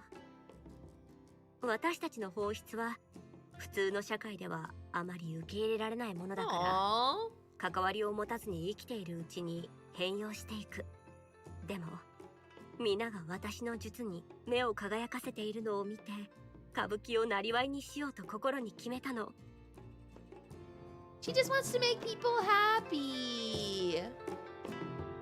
妹にも普 She's a 通の人 sister? 々と関わっていきたいという思いがあればよかったのに。 Can I see said sister? Is said sister single?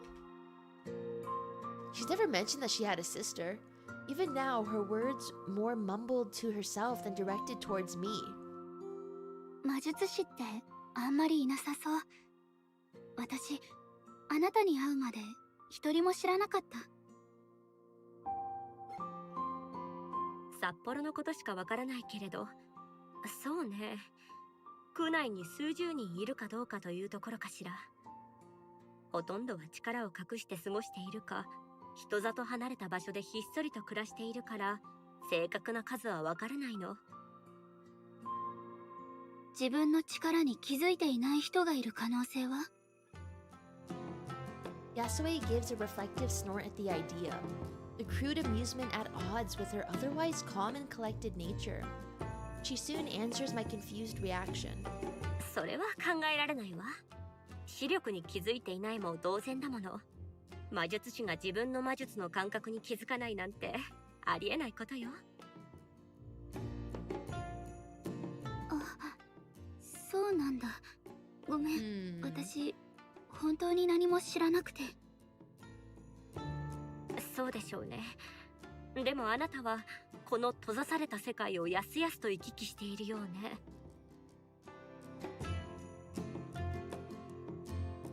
I think to myself about how to communicate such a thing, ending up with another clumsy analogy just as Yasue had used. 一言で言えば、石を握ってるような感覚かな。手を離すだけ。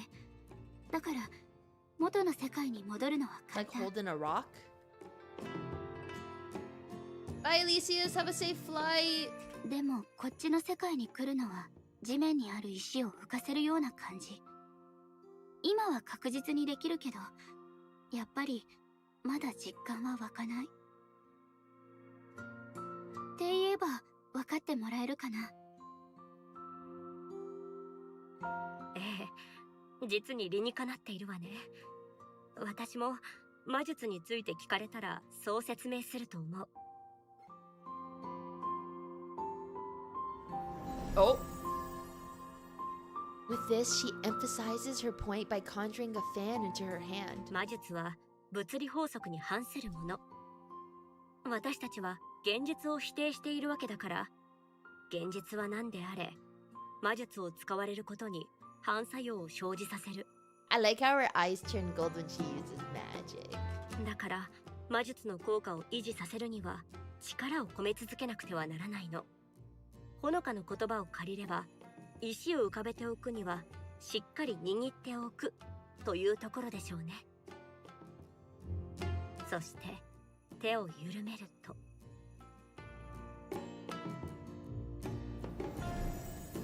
With this, her fan dematerializes in a moment. 石が地面に落ちるということ。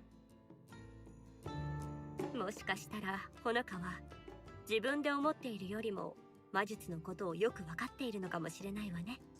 Yasue is just like so mature and lovely. Honoka, I get it. そんな、まだまだ知らなきゃいけないことだらけだよ。私、質問してばかりだよね。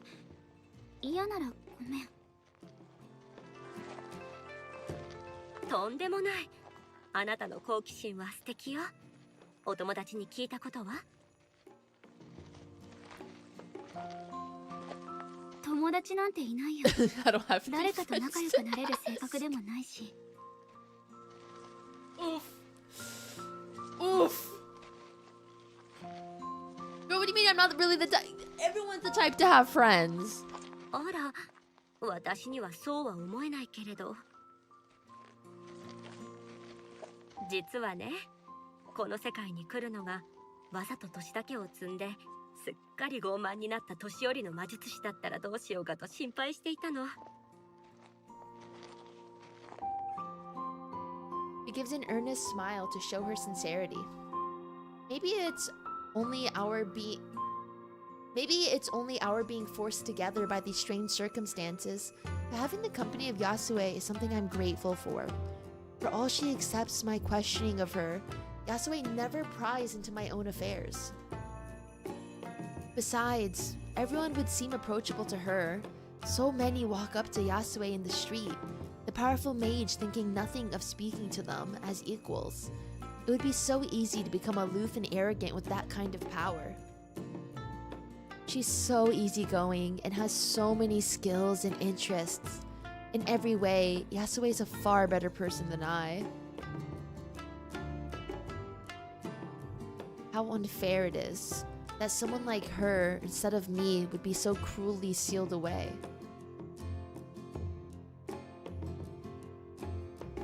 I think she idealizes Yasue a little too much, like to the point where like she's being unreliable in her narration about Yasue, because like there's no way Yasue is this perfect. As we turn a corner, Yasue's soft voice speaks again. もう一つ聞きたいことがあったの。どうして私を強い魔術師だと思ったの？比べられる魔術師の知り合いなんていないでしょ？大学の新しい師匠がおしゃべり好きだから魔術のこと聞いてみたの。自分が使うもののことは知っておきたいし。まあ、大学生なのね。すごいわ。何を勉強しているのか聞いてもいいかしら？ Wait. How long have they been friends? Like, how long have they been hanging around with each other? And she's only just finding out that she's in university? Honoka really doesn't talk about herself, like, at all. Like, I don't know. I would have mentioned, oh yeah, I have an essay due next week. I probably had to just get back. I'm a little taken aback by Yasue's excitement.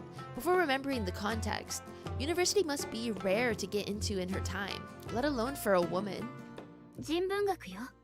主に文学ね。あら、この世界が役に立ちそうだこと。Ah, she's so cute. 西洋文学なの。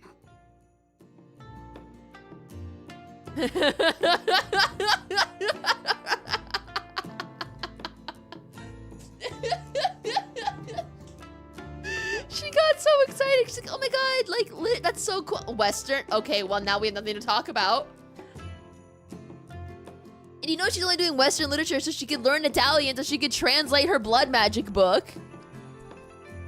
The pace of the conversation comes to a stop. Yasue left with an awkward smile. We almost find a common wavelength so often, only to miss by so little each other. Girl! Honoka, I fear the calls coming from inside the house.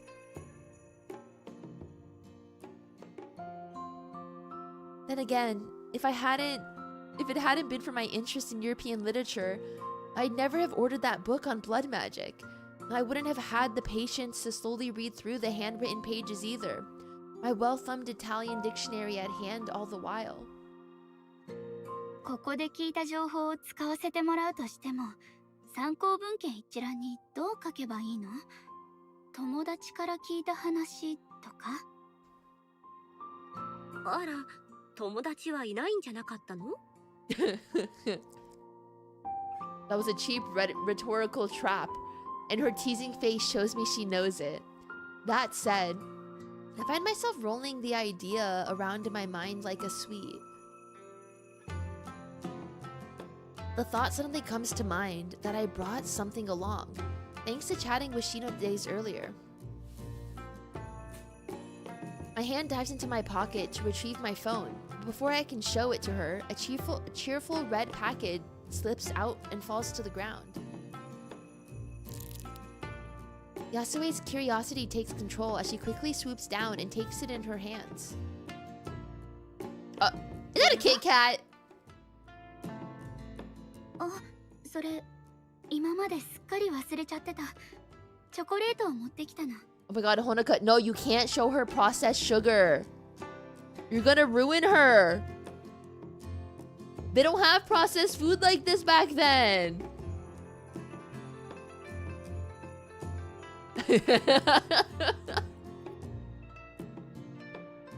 Yasue hardly hears me, entirely captivated by the relic of my world. As she turns the packet this way and that, she probably unable to read the English branding and unused to the modern packaging to begin with. Wait, okay, sorry to bring like a spectacle of realism into this, but realistically, if Honoka did travel 100 years to the past, would she not inadvertently accidentally give the entire village like the bubonic plague or something? Because like, don't we like have like immunities to things because like, you know, well, like not the plague, but like, you know, some sort of illness, because we're like all vaccinated and stuff. But like we can, like, we're still like carriers to shit that would have killed us 100 years ago. Is 100 years long enough? Well, I don't know. I've never traveled to the past.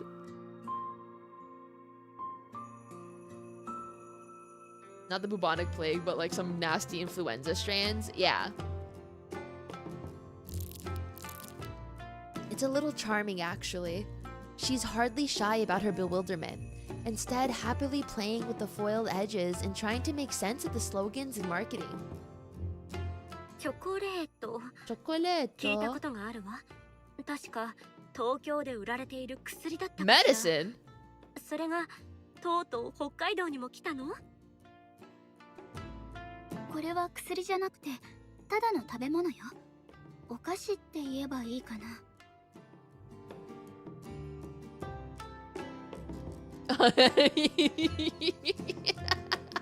She's so cute. She's so cute. She's not making a secret of wanting to eat it, very visibly stopping herself from asking.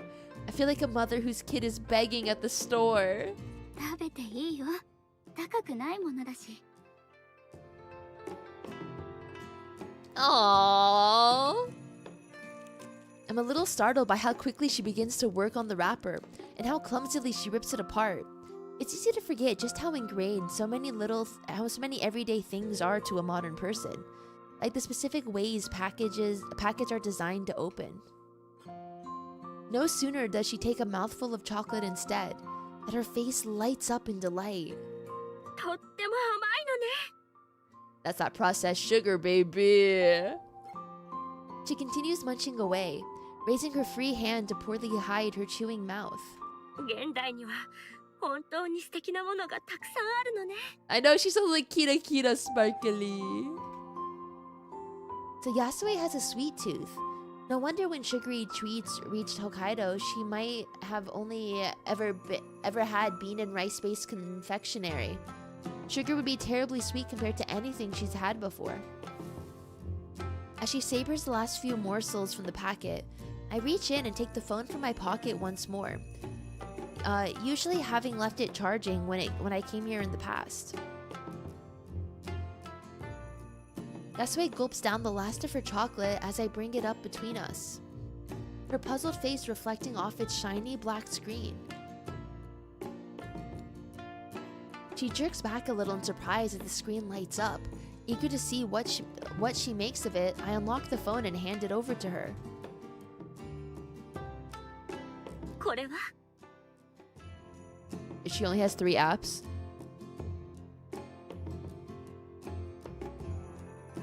電話よ。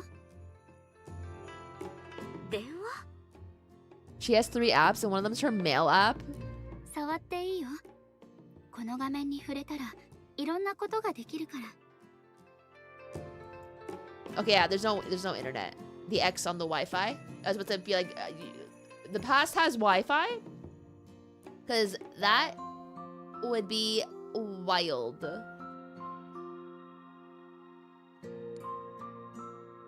I give a couple of taps here and there to show opening an app and such before Yasue gives it a try for herself. I don't think she quite understands it all, but her face lights up as she slowly gets the hang of it. As Yasue fiddles about, she manages to discover moving things by dragging left and right, and opening controls by tapping completely by herself. I'm surprised she worked it out so quickly, but I suppose she's still human. It's not like I understand how a phone really works, I just use it. あら、これは Oh my god, they could take a picture together! As she lowers the phone for me to see, it appears Yasue managed to open the camera app. The viewfinder is currently pointed down at her feet. 最近の携帯電話はね、カメラとしても使えるの。ほら、このボタンを押せば写真を撮れるよ。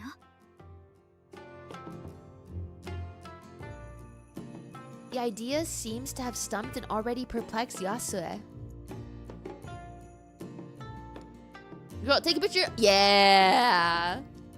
I take the phone back and guide her through how the camera works, changing to the front camera and holding it up to show both of us on screen. It's admittedly a little clumsy. I've never been one for selfies, and keep trying to move the phone the wrong way to keep us in shot. The sheer glee on Yasue's face when it clicks for her, though, as seen on the screen before us, makes it all worth it. I can't help but smile at the absurdity of the situation as the two of us crowd into the swaying frame. Aww. With some difficulty, I managed to somehow maneuver a finger onto the shutter button, finally taking a shot with a loud click, bringing the phone down between us. I show Yasue the saved photo, her face leaning in close to take in every detail. 信じられないわ。色が鮮やかで、それにじっとしていなくてもいいのね。ねえ、どうしてこんなに早く現像できるの？それは説明するのがちょっと難しいかも。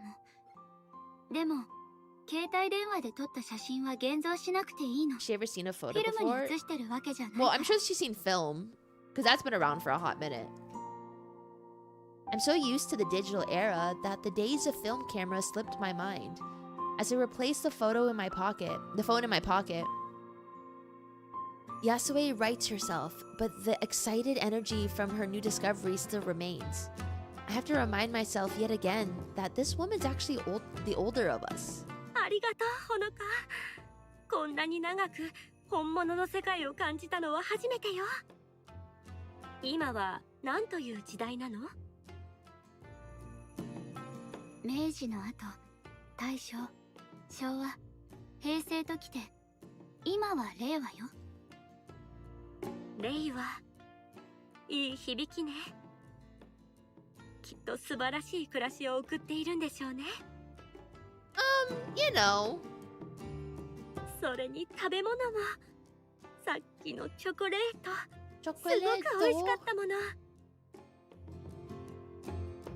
I hold my tongue, but it's all so ordinary to me that I hardly notice such things day to day.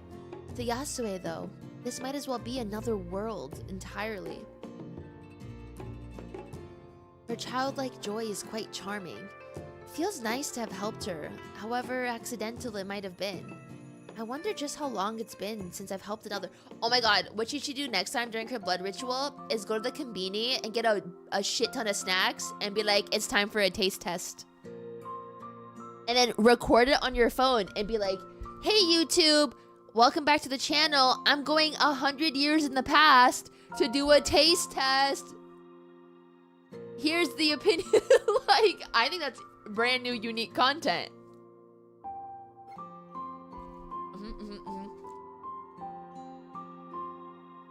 Yeah, not clickbait, of course. That's the important part. I'm so wrapped up in my own feelings that it takes a moment to realize Yasue's attention has shifted back to me. ほのかは笑っている方がいいわ。I would melt. I would melt.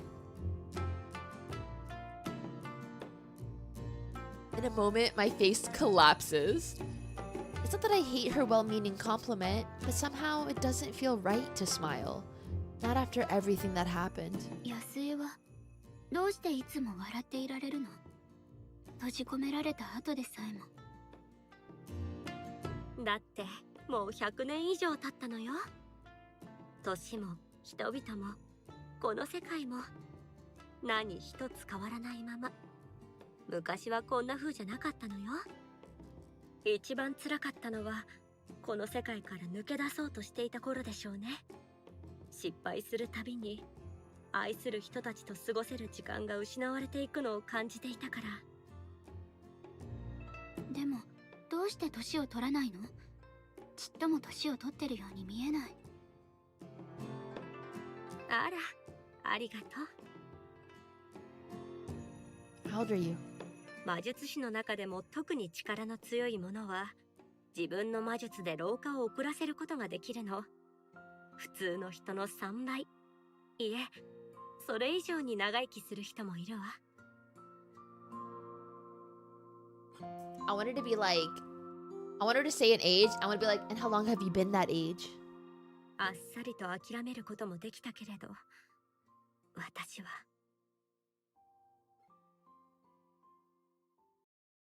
Oh? ここで死ぬわけにはいかなかった。あの子が私をさまよわせるべく作ったこの牢 She 獄 sent me to wander? 死ぬわけにはいかなかったのよ。あの子への復讐は私の最後の劇になっていたでしょうね。あの子がまだ生きているならだけれど。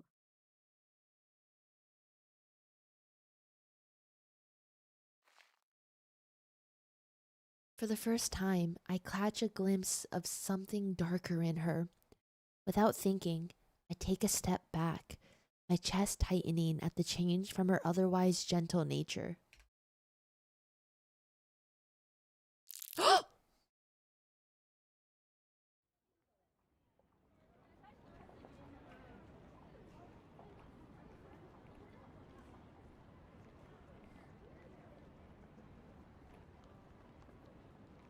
The cheerful red packet crumpling in her tightening hand reminds her of the here and now. Yasue forcing the thoughts from her mind given my presence. It's only natural to hate anyone who did such a thing to her. But I didn't know she had such anger bottled up. ほのかには関係のない話よね。この話はここまでにしましょう。Okay. そういえば、ほのかの世界は随分と様変わりしているようね。おズボンが一般的なのかしら？ She gives a small smile, trying to distract herself with a lighter topic. I can't help but feel awful, but I humor Yasue for her sake. I wouldn't say it to her now of all times, but this world reminds me a little of a snow globe. A small slice of the world, captured at one point in time and now everlasting. A world where the company of strangers is all she had. そうだけど安心して。着物や浴衣もお祭りや行事の時に着てる人は多いから。私も最近の花火大会で浴衣を着たよ。まあ、ぜひ見てみたいわ。きっと似合うでしょうね。Every so often, she oversteps into undeserving compliments. I get that she wants to put me at ease, though. 子供の頃の一番古い記憶の一つが、浴衣を着て出かける準備は万端だったのに、祭りが中止になったことでね。泣いてダダをこねる私を慰めようと、 What happened to her 両親 parents? がホタルを見に連れて行ってくれたの。Earlier, she called herself a murderer, so like that doesn't give me a lot of hope. あの時のホタルは花火よりも綺麗だった。夜の闇に浮かび上がる光が子供心に魔法みたいだと思ったの。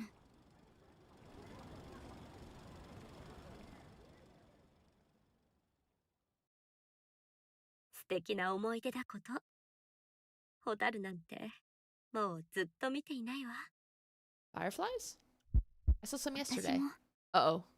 環境汚染が進んで自然が減ってきてるから、ホタルが見られる場所を見つけるのって難しいの。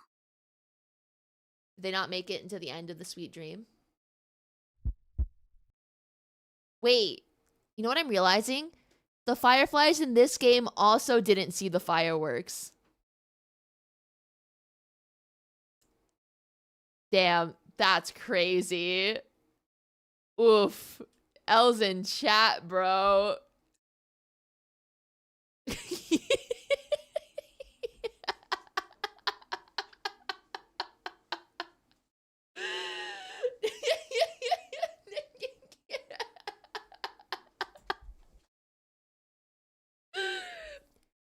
Spoiler, I played it yesterday. You should have watched it. Please don't ask anything further about them yet. Wait, I feel like I didn't read. Hold on. I feel an altogether too familiar pang of regret at mentioning my family. My body going cold at the idea of having to think about this any further. This is the one place I'm free from that feeling. Why did I have to bring them up? Please don't ask anything further about them, Yasue. Please.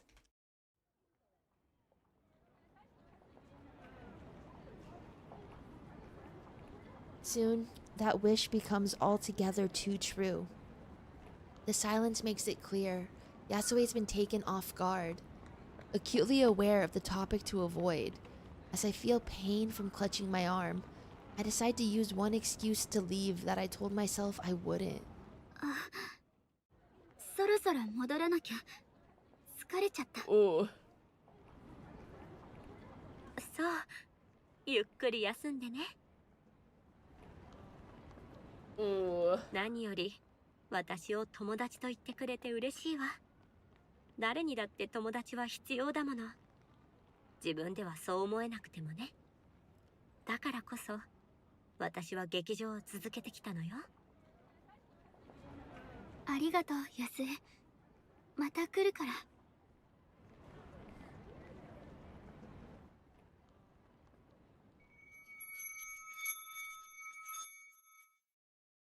With that, I take a deep breath, close my eyes.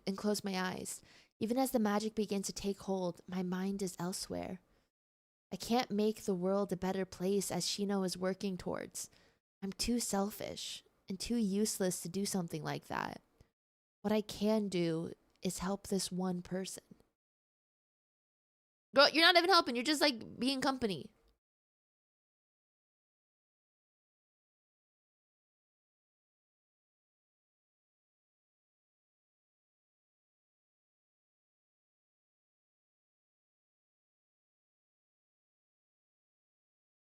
For every person, there's a last goodbye.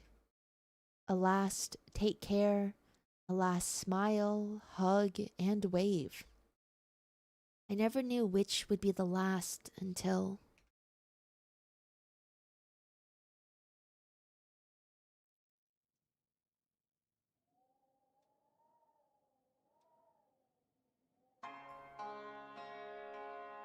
The trees ringing the cemetery lie bare, the winter's chill having seen to the leaves. With the grass fields covered by frost, all to be seen are so many pillars of granite rising from the white snow. The Asakawa family grave stands among them. On its side, 2 names are written.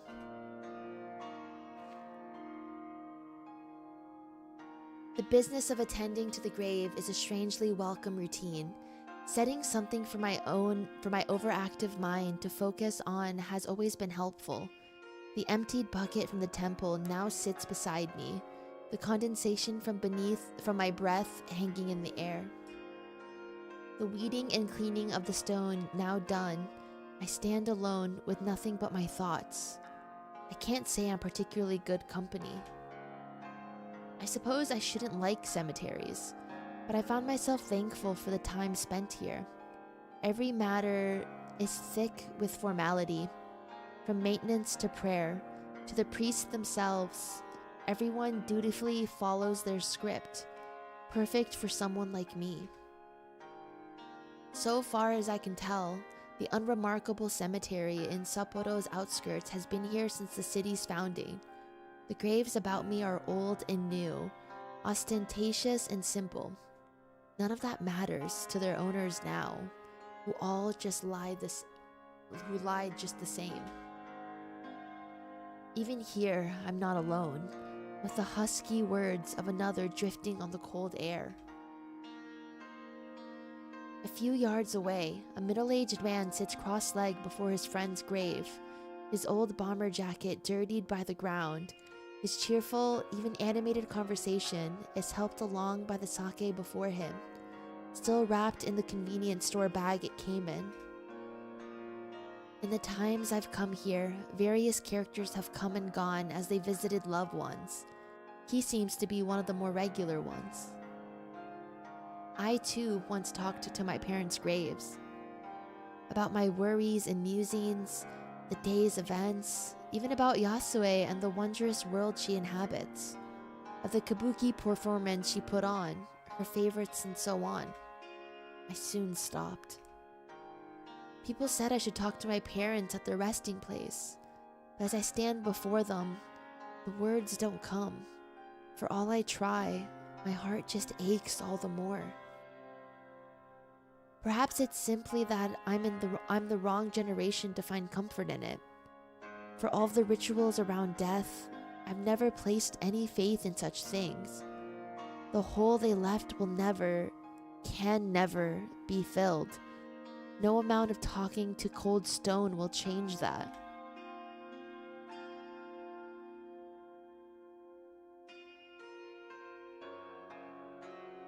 As I look up from the grave before me, his voice fades into the background.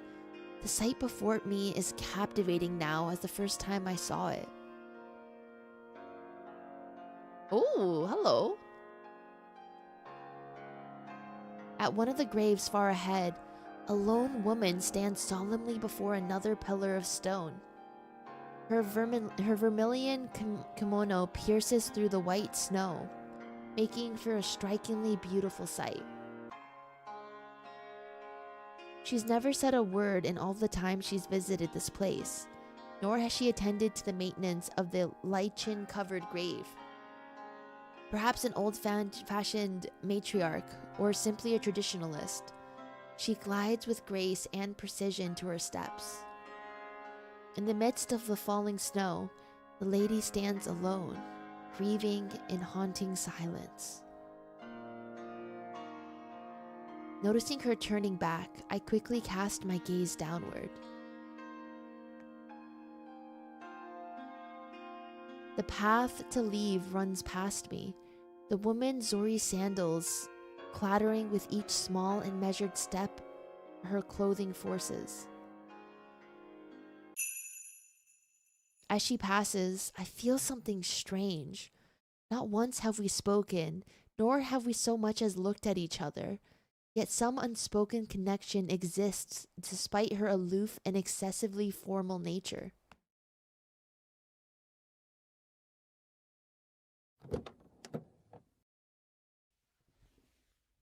Perhaps out of that connection or mere curiosity, I dare to briefly glance behind me.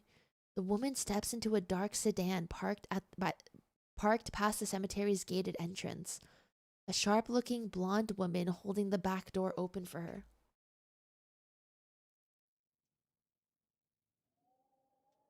The moment having passed, the old man's meaningless chatter drifts on the air once more.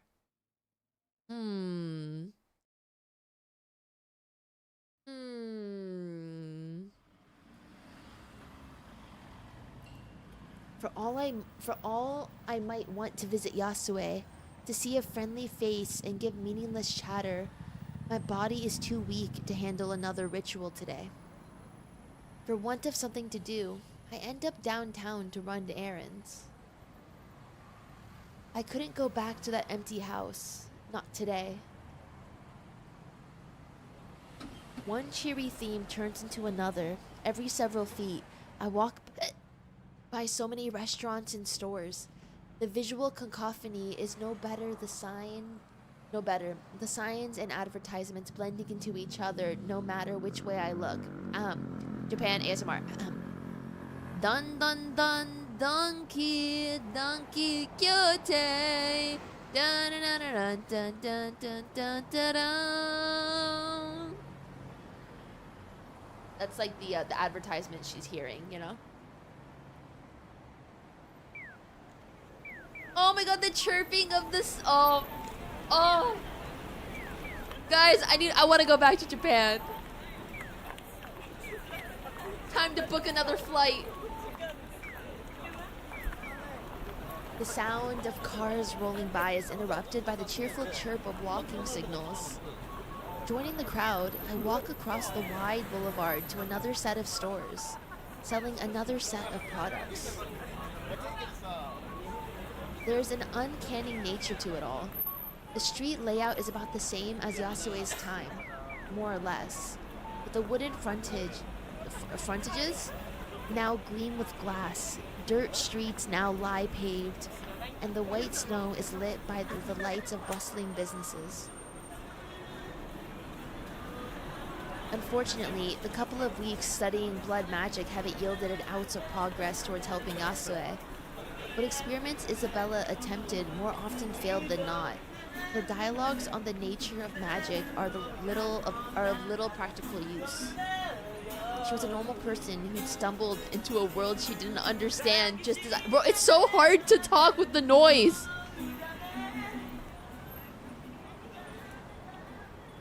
Death is the farthest thing from the minds of anyone here. The scars I carry would make any of them think less of me. As much as I want to help Yasue, I'm the only one who's ever known her existence.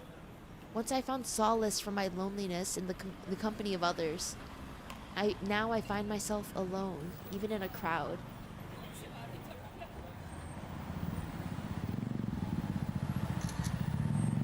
The crowd around me spurs an idea. Taking my phone from my pocket and moving out of the way a little, I bring up the camera app and take a quick photo. A momentary shot of an ordinary evening in Sapporo, a scene once transient, now captured for eternity. The fact that my selfie with Yasue managed to come through from her world to mine was a surprise. Given my stupor didn't, I imagine the clumsy false magic I'm using limits what makes it across. Regardless, I quickly seize upon it as a way to bring some of my world to Yasue's. Taking the odd photo for her has proved surprisingly enjoyable. I wouldn't say I'm a particularly good photographer, but I've noticed some good opportunities while going about my day. Oh, Shino! Just as I resumed my walk towards the station, I catch eyes with a familiar figure, her red jacket proving hard to miss. She looks as relaxed as ever, while casually leaning against the sidewalk railing. A colorful bag from a nearby game center slipped over her wrist. Oh my god, was she playing crane games? Shino gives an affable smile as she notices me, raising her other hand in greeting. Konbanwa. Konbawa! Konbanwa. I give a small bow as I walk up, resigning myself to a conversation. The last thing I want to do is put on airs of normality at now of all times. Surprisingly, it seems Shino is in the same mood. She has almost as much trouble keeping eye contact as I do, looking down the street as much as towards me. At least I have a good reason to quickly excuse myself. Shino! Oi, Shino ってば! Oh, I seem to have interrupted something. Mikke! Oi, Shino! Hey! The woman practically bouncing up the street towards us comes to an abrupt... Okay, hold on.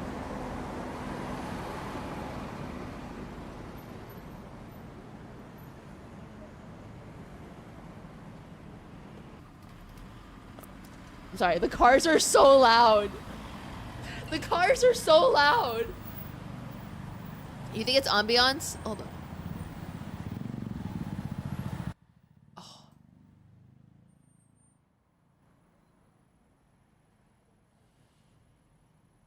Okay. Listen, I can hear myself now. Yeah. Okay, wow, this is okay.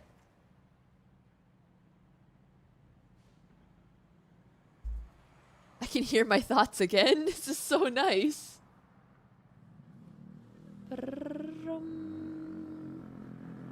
Wait, sorry guys, 1 second.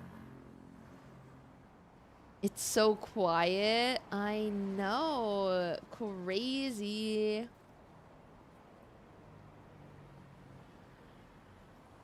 The woman practically bouncing up the street towards us comes to an abrupt halt, face frozen as she catches sight of me. She looks behind her as if there was someone else there before awkwardly looking back. To say the atmosphere was strange would be an understatement. The random people passing by us all the while only highlighting the passing seconds. 邪魔してごめんなさい。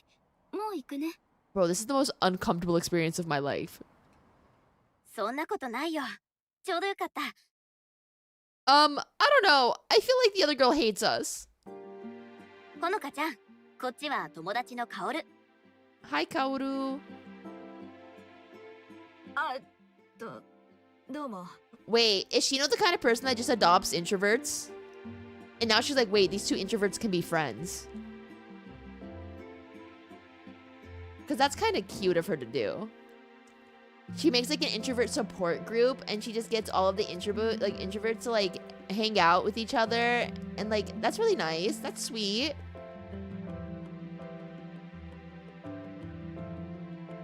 I should have known Shino would find a way to rescue the situation. I wish she hadn't. It's only after Shino's companion greets me that I realize I've subconsciously shifted behind her. From her shabby clothes to many piercings, she couldn't be a better image of the youthful delinquent. It's a look that's in, as far as I can tell, but she wears it so naturally that it's clearly simply her, not some fashion choice. Her drawl and bad posture don't help. 浅川ほのかです。よろしく。 Honoka's so funny. I retreat to formality once more. Reciting my script, it's what's turned into Shino's play. 私が勤めてる大学の学生なんだ。自己紹介も済んだことだし、店に入ろっか。 Go in where? Kaoru and I are left looking at each other. The plastic bag on Shino's wrist flapping this way and that as she gestures. Eh? カオルとそこの居酒屋に行く約束してんの。ほのかちゃんもおいでよ。多い方が楽しいし。ね。I try to find an excuse not to, but I can't think on such short notice. There's another issue too. This area feels familiar somehow. Distracted while being watched by both, I end up mumbling a half-hearted acceptance. じゃあ、お邪魔しようかな。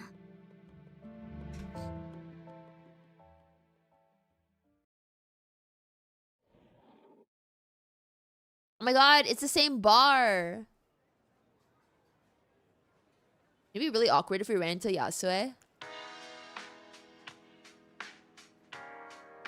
Okay, BGM.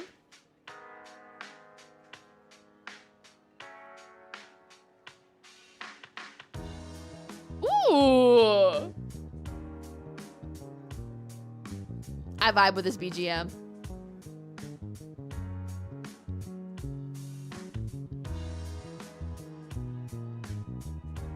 The bass? I see now why I felt an odd familiarity from outside. This bar is the same one Yasue took me to. It's amazing how long some of the local businesses have stayed operating. Then again, while it may be the same place, the differences inside make me wonder if it could truly be called the same bar. The beer posters on the walls have been replaced by a trendy mural, and the old electric lamps are long gone thanks to new LED lighting.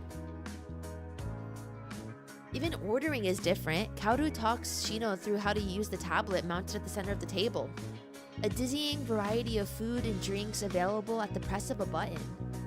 It's a world away from hailing the grizzled owner as he hobbles about. This all feels so slick and modern, even down to the smell of aged wood and tobacco being replaced by cleaning products and modern perfumes. The tone they're clearly going for is a little punk, but in the repackaged, commercialized way, the irony isn't lost on me. Looking about, the patrons around us wear hip and modern clothing. Kaoru seems to fit the vibe better than I do, blending perfectly into the Saturday evening's crowd. Honoka だっけまとめて注文するよ。何にする Aw, they're being so kind to this socially awkward person. Your familiarity to call me by my first name right away feels strange. I try to summon some hunger as I clutch the coat in my lap, nudging the left sleeve of my sweater down to make sure my bandages are well covered. The reminder of what I have to hide from everyone else doesn't help my appetite. ビールで地ビールをお願いします。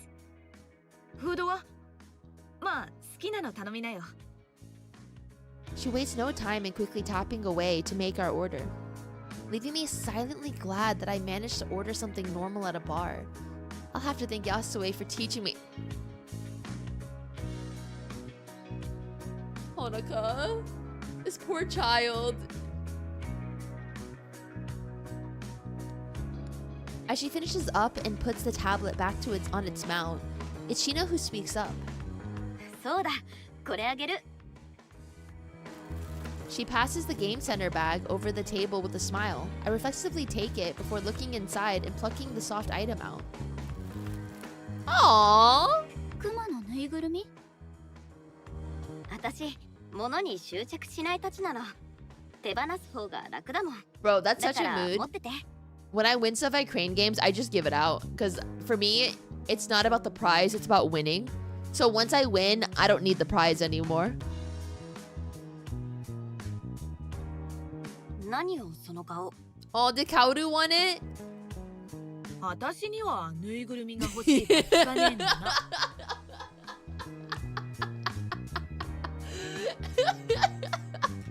ゲームセンターはその通りのすぐ先。無駄遣いしたいなら行ってきなよ。Shino, that's not the point. その言い方、誰かさんそっくり。 Our talking is interrupted by a youthful waitress, clad in a smart black uniform. She places 3 bottles of beer onto the table and works off their bottle caps, before nodding and striding away to another group of customers. The others waste no time starting on their drinks, and I follow their lead. Getting used to the taste of beer will take longer, it seems. But I notice that this is less sweet than what I had before.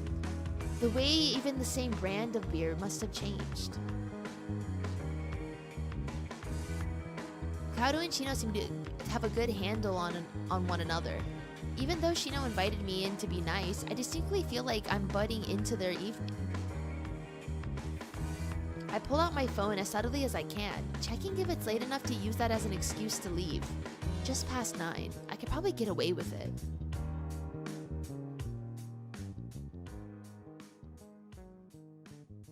Motion at the edge of my vision prompts me to look back up. Kaoru is peering over the table towards my phone.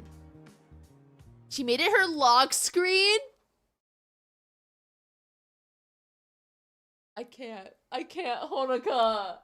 Honoka, stop. Honoka, stop. She made it her lock screen?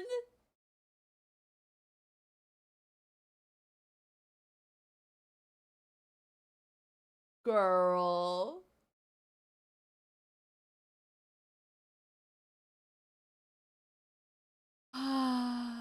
Oh, Honoka. Oh, Honoka. To be fair, the only person she has like a connection with is Yasu. Which is like on her because there are people who want to be her friends, but Honoka is like, but if they ever knew my secret, they would never accept me, so I can't be close to anybody.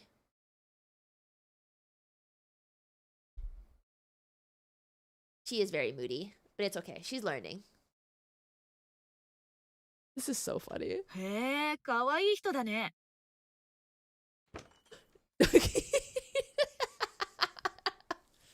My heart jumping as I realize what she's seen. My first instinct is to pull my phone back towards me. I try to recompose myself, but my face feels far too hot for it to be convincing. ごめん、つい気になってさ。You know, it's a long distance or relationship, different time zones. It's almost as if we're in different centuries. She waves a hand in front of her face as an apology, but my heart still races as I grab a distraction before Shino jumps in on the topic. 二人は知り合ってどれくらいなの？1ヶ月かそこらかな。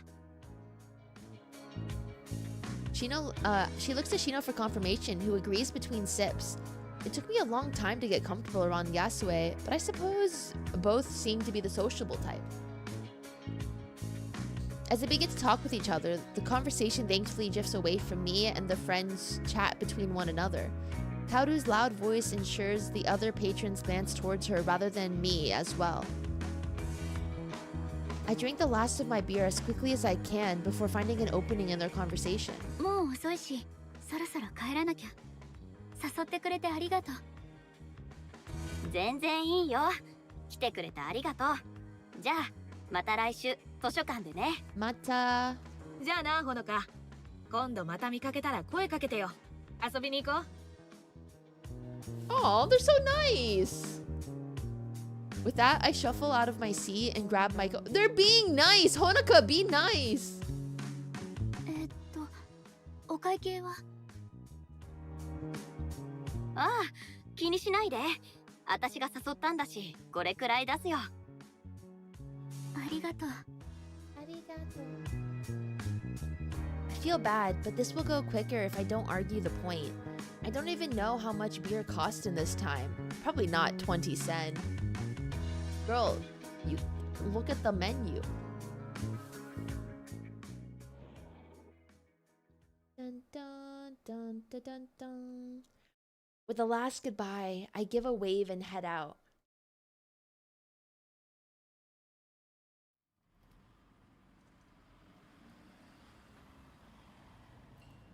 The winter begins to bite, especially after coming out of the izakaya. The footpaths are filled with people going this way and that, happily chatting between themselves. Once again, I find myself surrounded and anonymous, just one more person amidst the crowd.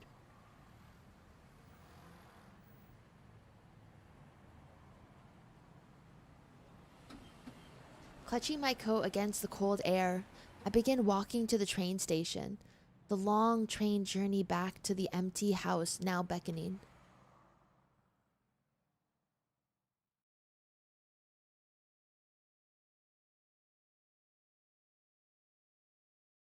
Yet dawn still comes. It's still what? Sorry. Another Friday lectures might be over, but the work of study and translation continues.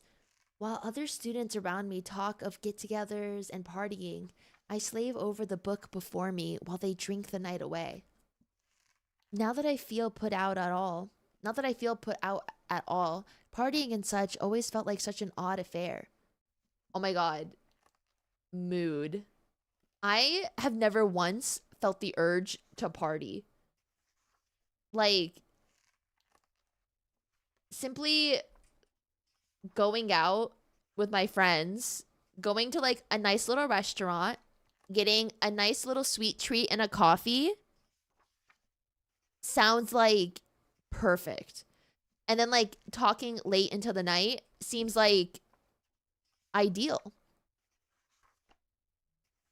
You guys, you know what I'm going to do on Monday? So after stream on Monday, so guys, stream is actually going to end directly at 3 p.m. because I told my friends to come over at 3:01. My friends are going to come over and we're going to make charm bracelets together while we watch Twilight.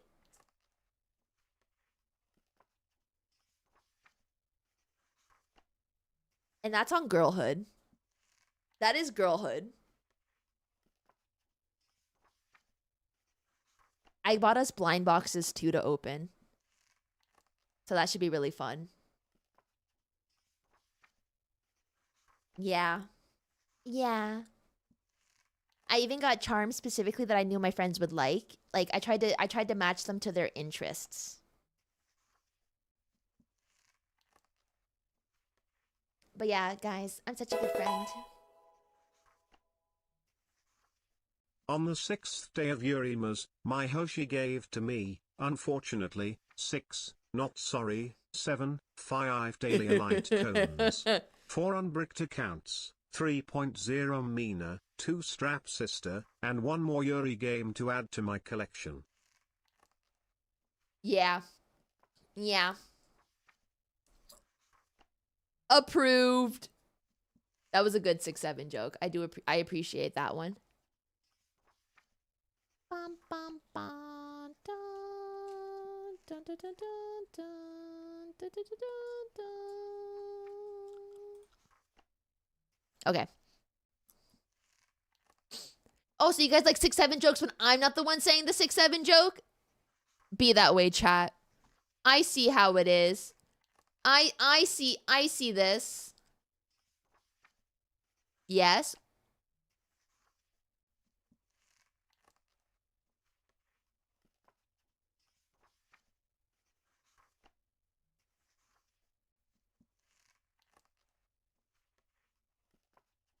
Can't believe this.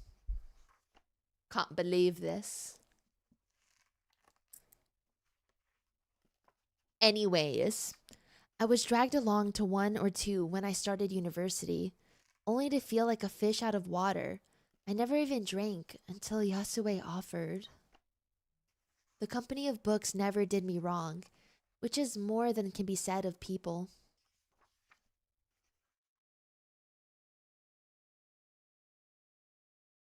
Another sentence is entered into the laptop to my left, the centuries-old original to my right. How much should this book cost? The amusing juxtaposition of the old world of magic with the high technology of these times doesn't go unmissed. One small blessing has been Isabel's immaculate handwriting, obvious care having been taken in recording her work. My own handwriting is terrible, with years of typing making me unused to penmanship. I suppose most others are the same these days. Unfortunately, my efforts tonight are unlikely to be any use at all. The file containing today's translation notes soon proved to be focused on rather esoteric observations around blood magic.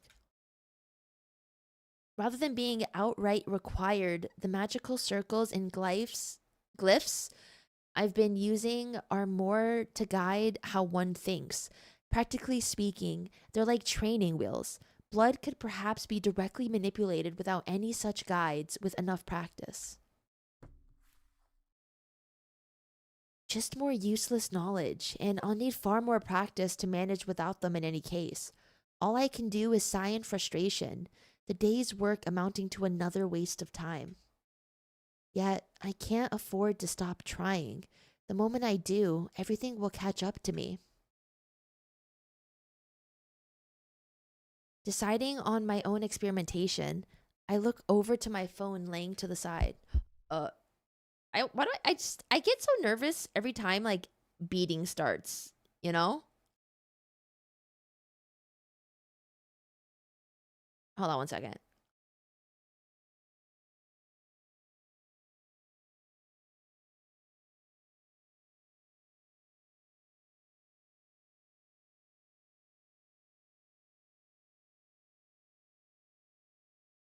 Dun, dun, dun, dun, dun, dun, dun, dun.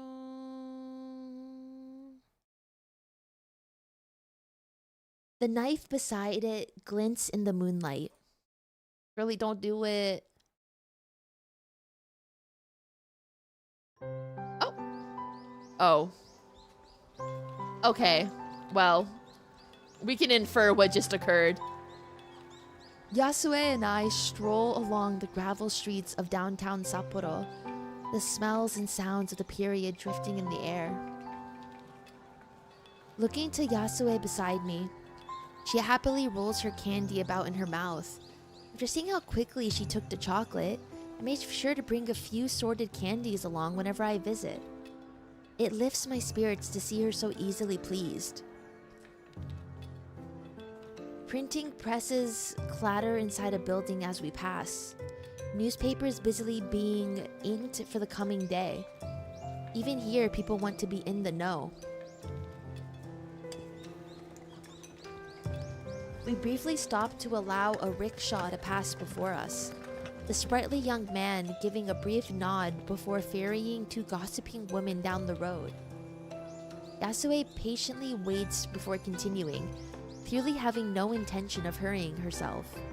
Why would she, when she has all of the time in the world? If only I had that sort of time, I might be able to help her, just a little more, and I should be able to... Honoka? どうしたの？気もそぞろのようね。I don't want to raise her hopes without knowing for sure that I have a way to save her, so I quickly lurch towards another thing on my mind. なんだかすごく不思議。通りの配置は私の世界と同じなのに、全然違う街みたい。今の札幌はどんな風なの？ Show her the pictures you took! まず、もっと人が多くてどこに行っても人の声や The cars are 車 so があち loud, こちで girly 曲 pop. がる音が聞こえる。幹線道路には Did 馬 they じゃ have な cars くて back then? 電気で動く路面電車が When was 走 the って first る。 car invented? それから線路があって電車がガタガタと音を立てて走ってる。木造の店は全部ガラス張りで現代の西洋風のものばかり。朝から夜遅くまで営業してて、みんながみんな新しいものを買おうとしてる。 Find your この時 color. 代の遊郭は他の店に変わってるだろうけど、とにかく賑わってるよ。街は事務所ばかり入ったコンクリートって素材の高い建物とアスファルトっていう黒い素材で塗り固められた道路に覆われて灰色一色でね。新年のお祝いの時期だけ木に電球を巻きつけて飾ってるって説明で伝わるといいけど。 You took a picture. 嬉しいわ。札幌は現代でも賑やかなのね。でもガラス張りの建物だなんて想像もつかないわね。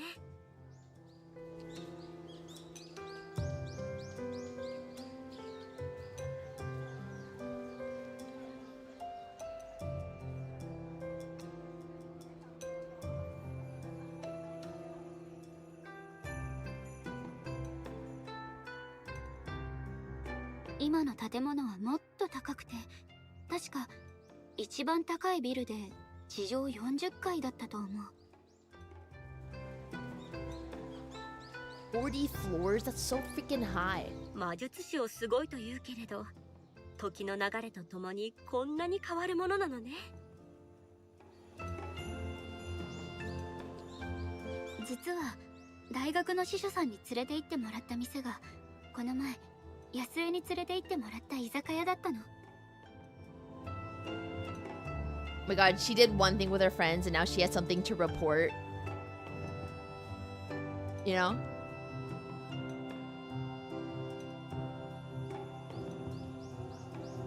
Sorry guys, wait 1 second.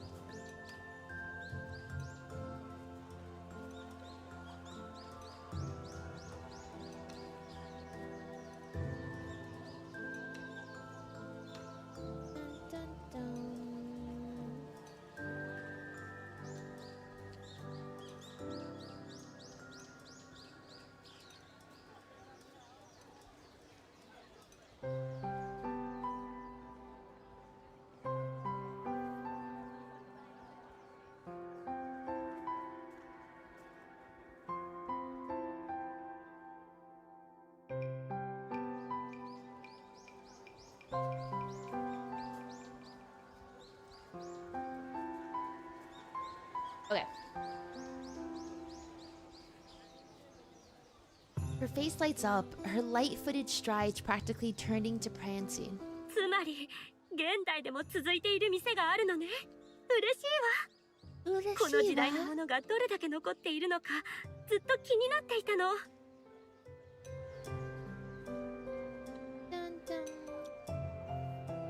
I guess we all want to leave some kind of mark, however small it might be, some sense of purpose beyond us.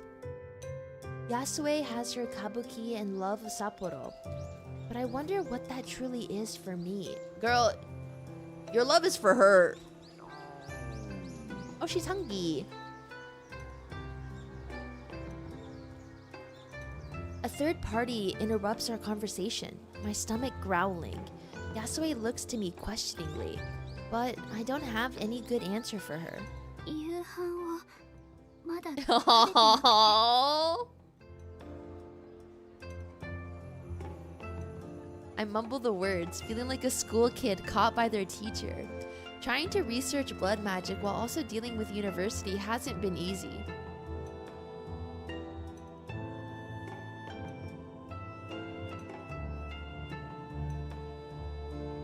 Once Yasue sets her mind to something, she refuses to hear otherwise.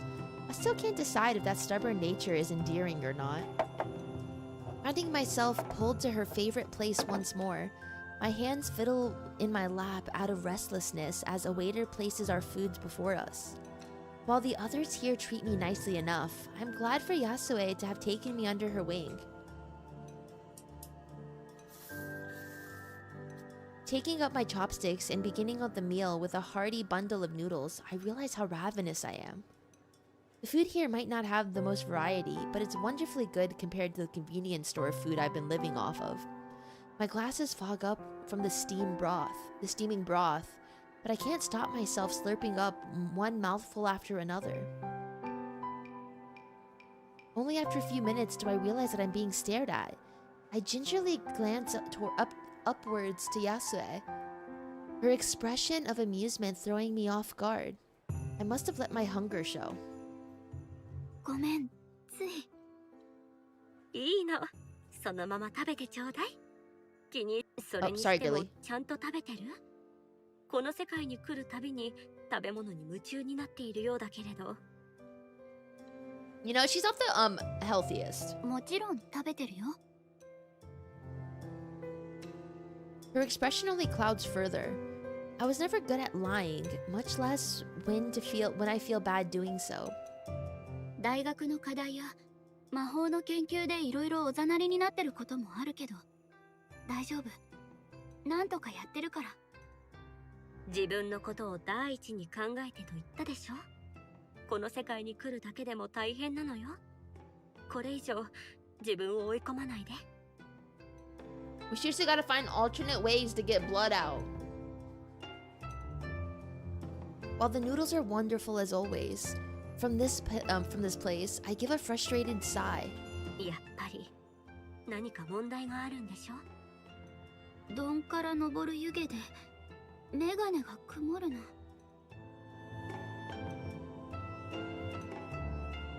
She gives a snort of amusement at my mundane predicament. Even after wearing them for practically my entire life, glasses can still be a real pain. Oh! This is flirting. This is flirting. She took her glasses?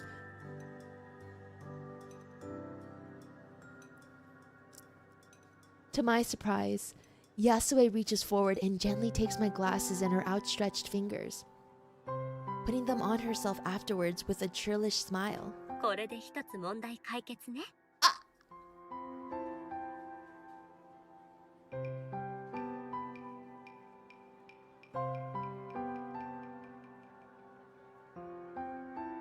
やっぱりほのかはメガネがあってもなくても Can you 可愛 even い see her? What's the prescription?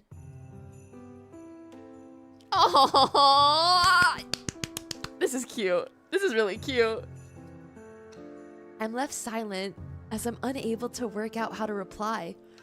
Though my scarlet cheeks provide an answer for me, I'd say my glasses suit her better than I.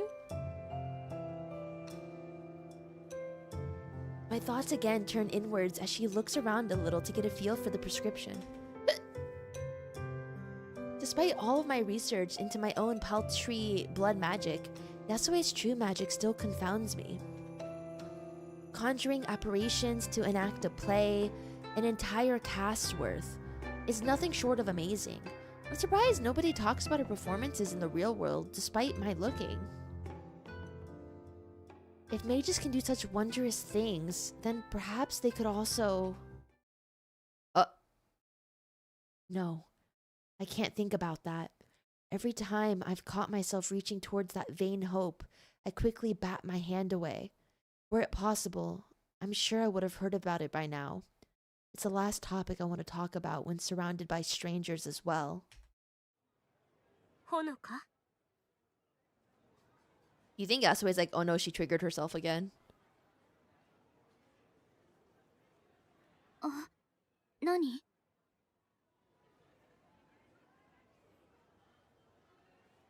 Oh. She sighs in response to my zoning out, soon taking off the glasses and replacing them on my head. 無理に心を開いてというつもりはないけれど、こうも足並みが揃わないと少し腹が立つわね。 Oh my god, Yasue just wants open honesty. この世界のことは何でも知っているけれど、私の不思議な訪問者さんのことはまだ何も知らないの。心配してるっていうより気になって仕方ないみたいだけど。両方ではダメかしら。 I give a dreary look at her non-answer, to which she only giggles. I want to think badly of her for it, but her total honesty makes that hard. She thinks a little before coming to her feet, turning and beckoning for me to follow. I'm eating my noodles! Left a little bemused by her sudden decision, I quickly get up and leave our half-eaten bowls on the table.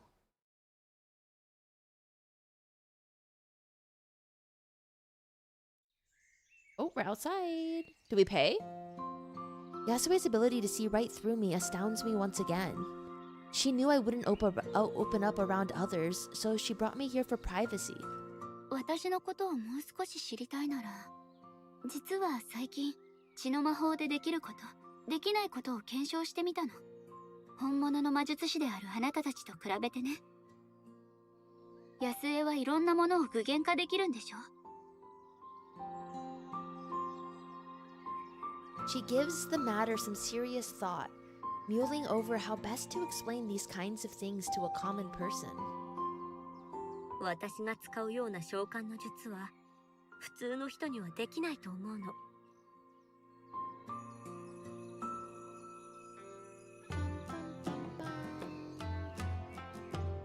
魔術は内側から発せられるものよ。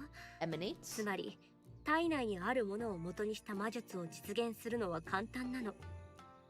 だからほとんどの魔術師は自分の体のいろんな部位に少しずつ手を加えて、その結果長生きしているの。 So magic's in the core. 大抵の魔術師も体のすぐ外側の世界に手出しできるけれど、もっと難しくなるわ。私たちは身を守るために一生を費やして一つの武器を作る鍛錬を積み、反射の域でその武器を具現化できるようにするの。ああ、それが安江のセンスなの？そう、あれは私の武器よ。それ以上のものを変えるのは難しすぎて、できる魔術師はほとんどいないわ。だから私のような魔術を広範囲に展開できる者には特別な才能があると言われているの。体外に効果を及ぼす特定の魔術、それが私の場合は具現化というわけね。ほとんどの魔術師が武器を。じゃあ私にもできるかな？ Honoka, I thought we determined that we're human and we have blood magic, but we don't have magic. What your weapon is the knife you hold.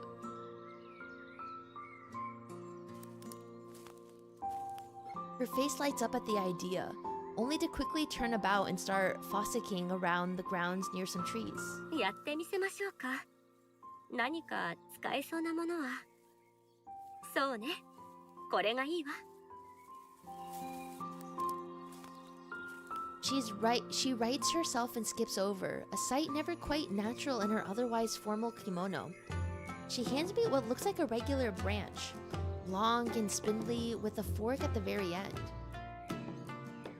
私にわかるかな？ Yeah, I think if she bites us, maybe we'll have a chance. 若い魔術師が自分の武器を具現化する訓練を始めるときはね、こういう道具を使って思考を導くの。血の魔法ではどう作用するのかはわからないけれど、役に立つかもしれないでしょ。 Her logic does make sense. With Yasue wholeheartedly throwing herself at this experiment, there's no going back now.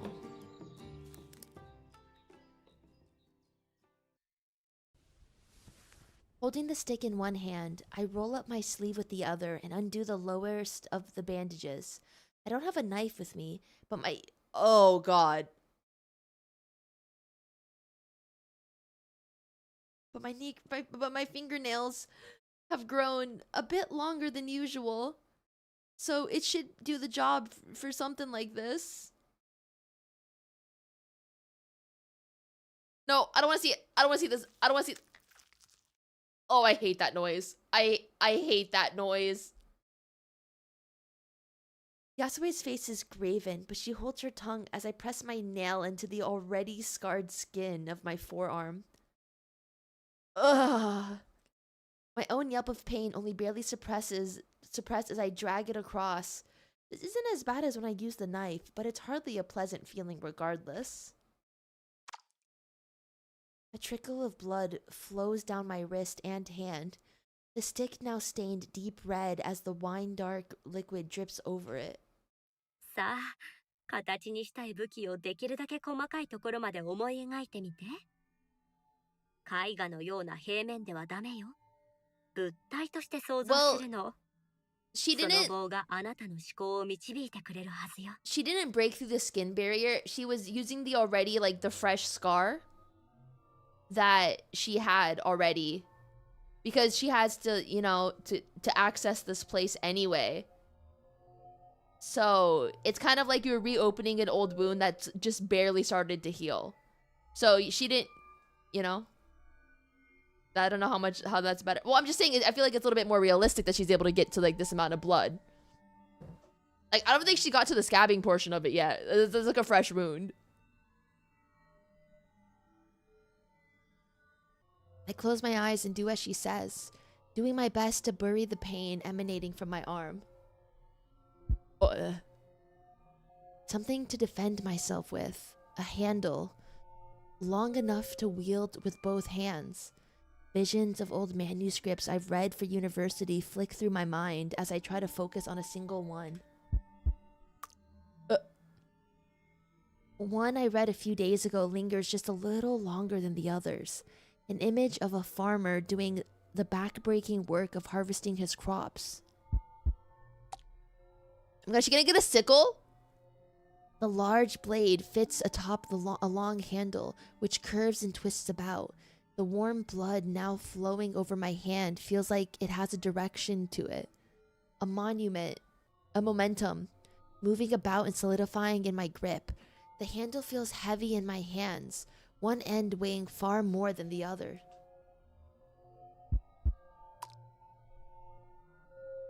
But if it were a stick, then how...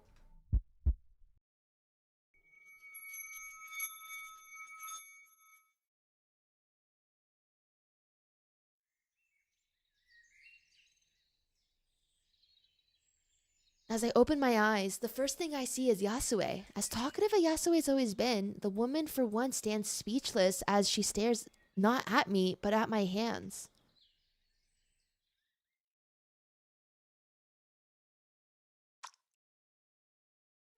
Oh!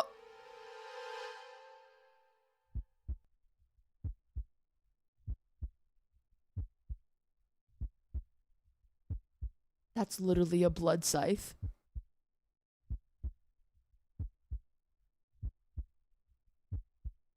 I'm just as dumbstruck as she is as I look down.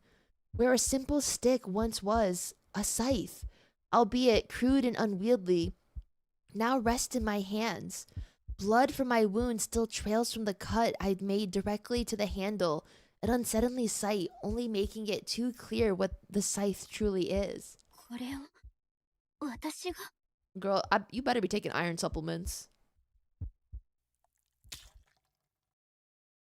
As I raise a hand to try moving the weapon, the crystallized blood at once turns back to liquid, leaving my hands groping at air as it falls to the ground in an appalling, formless mess. The show is now over. Yasue runs a hand over her face to try and recompose herself as I disappointedly rewrap my bandages. The sharp stinging as material covers my fresh wound is painful, but nothing I can't hide from Yasue. I'm so unused to failure that I don't know how to process this. The brief flicker of hope that I might have the same powers as a real mage was taken away all too quickly. What good is making a weapon if I can't use it? Girly Pop, you making the weapon I think is unheard of for your first try. Like, holy.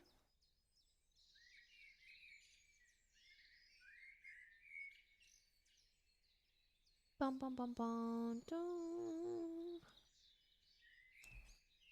あなたの技、二人でもっと練習しないといけないわね。She tries to put a positive spin on it, but I can tell she's unnerved by the whole process. I don't blame her. 大丈夫？ほのか。Okay, she said our name, but I do like the translation of dear. 私、魔術のこと少し知りたかっただけなの。本物の安江が使うような魔術のこと。でも、聞いてばっかりで迷惑かな。前にも言ったでしょ。好奇心を持つのはいいことよ。喜んで答えるわ。My throat tightens, but I force myself to say the words. She's wrong that I'm asking out of curiosity. It's simple closure that I want. 魔術で死んだ人を生き返らせることはできる。Honoka, necromancy is bad. Honoka. Girly Pop, you live in the 21st century Japan. I'm sure you've seen Full Metal Alchemist.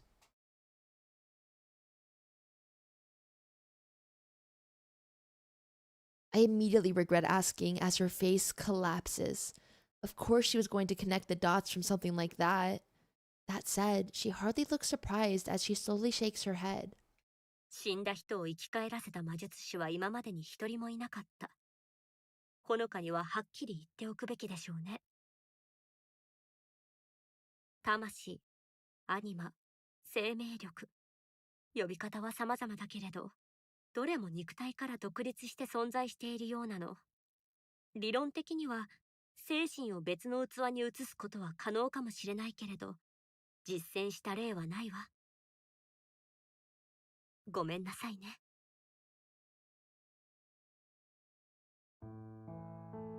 I give a sullen nod, knowing Yasue's answer was the only one possible. As she opens her mouth, I already know what she'll say. ご両親のことでしょ。Aww. 知ってたんだ。ほのかは隠し事が得意じゃないもの。I absent-mindedly look to the ground, the next words unexpectedly spilling from my mouth as if a dam were breaking. あの時、世界が真っ暗闇に包まれたみたいだった。一瞬にして私の世界は変わってしまった。それでも夜は明けた。それが不思議で仕方なかった。時間は流れ、大人は仕事に行き、子供は学校に通い、鳥はさえずり、電車は音を立てて走ってる。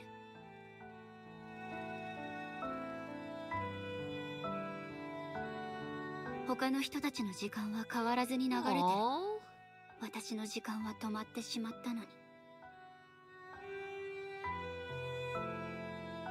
それからずっと現実感のない夢の中で生きてるみたい。母さんと父さんがいないのに世界は動き続けてるなんて間違ってる気がした。ごめん、まとまらない話で。今までこんなこと打ち明けられる人がいなくて。 Girl, you need therapy. そんな話してくれて嬉しいわ。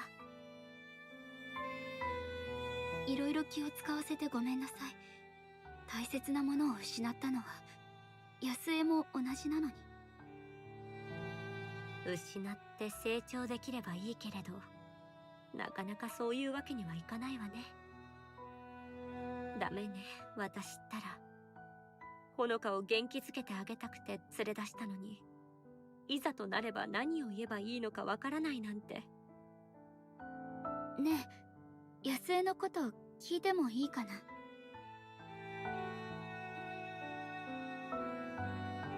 She thinks for a moment, the hesitation in opening up clear. I don't mind at all, given how difficult the topic must be for her. ある日突然、私の知っていた人が皆いなくなったの。それに、知っていたものすべても。声が枯れるまで叫び、涙が出なくなるまで泣いたわ。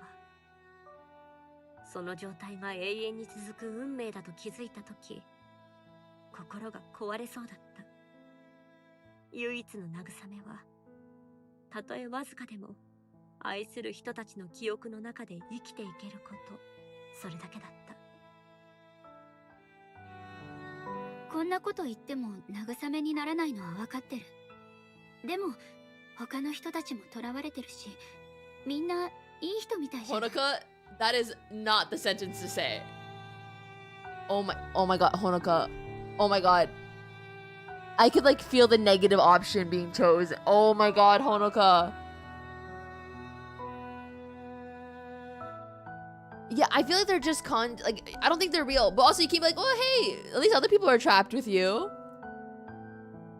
悪い人たちじゃないのは確かよ。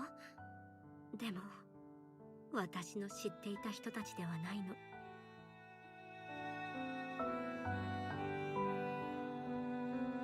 She hesitates before continuing, taking a sigh to recollect herself. 潮は引いてもまた満ちてくる。悲しみが消える。といいのだけれど、決して消えはしない。波が小さくなるだけ。ほのかは、そろそろ息を吸うことを覚えた方がいいのかもしれないわね。少なくとも本物の世界には、私が愛し、私を覚えてくれている人たちがいる。そう思うと、少しだけ心が楽になるの。Yeah. Yeah. Surely everyone, you know, remembers her.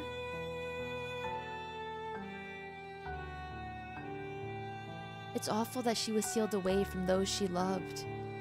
Those she meets in the street, seeming a stretch to call friends, kind acquaintances perhaps.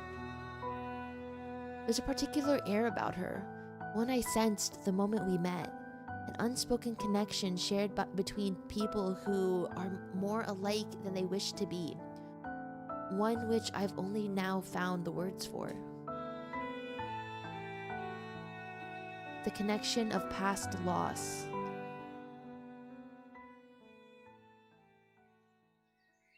The topic at an end, Yasue runs a hand through her hair. Its strange colored strands flit between her fingers. The odd sight, just another everyday happening for the people here. みんな両親を失っても人生に向き合ってる私を大人だって言うけど、本当はまだ何も分かってないだけだと思う。それが大人だということよ。子供の頃、親は何でも知っていると思っていたわ。10代になると、自分は何でも知っていると思った。That is such a good でも quote. ね、大人になって、自分が何も知らないことに気づいたの。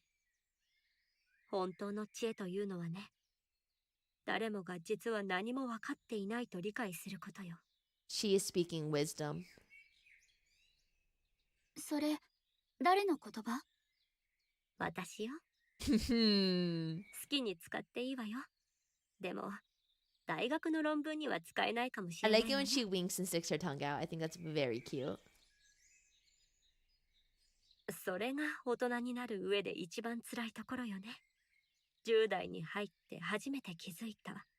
不公平も人生の一部なのだと。時にはどうしようもないこともあると、受け入れなくてはならないの。それでも挑むのは大事だと思う。ほのかのそういうところは好きよ。あなたには内に秘めた Does she? 炎がある。I mean, yeah, I guess if you're willing to do blood magic, you gotta have something. A fire, she says. She simply giggles at my curious look. That's the last thing I'd say about myself. I'll have to return to that world outside soon. I was already terribly exhausted before arriving, and my tiredness is already weighing on me.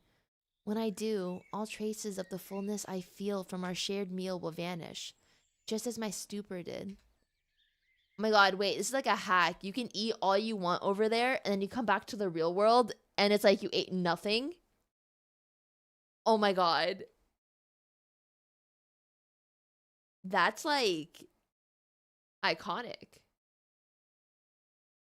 And yet my memory of Yasue will remain.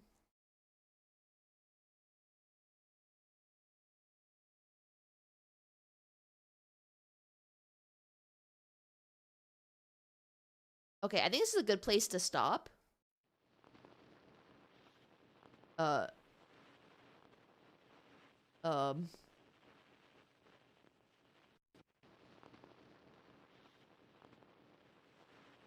Okay, wait, maybe like in a little bit, actually.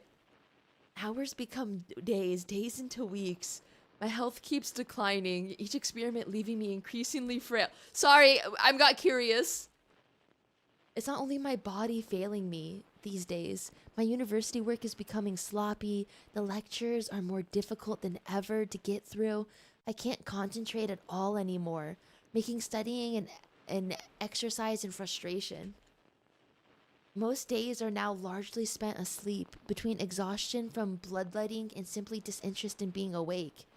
I have no interest in dealing with a world I'm increasingly falling out of. Well, that's why I say you take iron supplements. So, I found a solution. A pigeon can be had for 1,000 yen. Oh! Oh!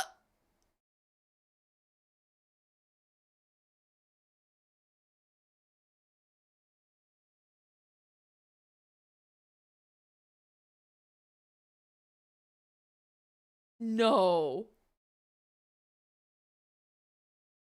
They contain about 19 milliliters of blood on average. I guess you don't need your own blood.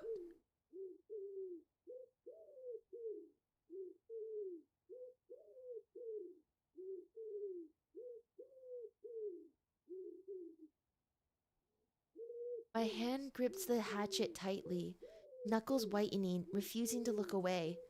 I keep my eyes locked on the squirming bird held tightly to my desk.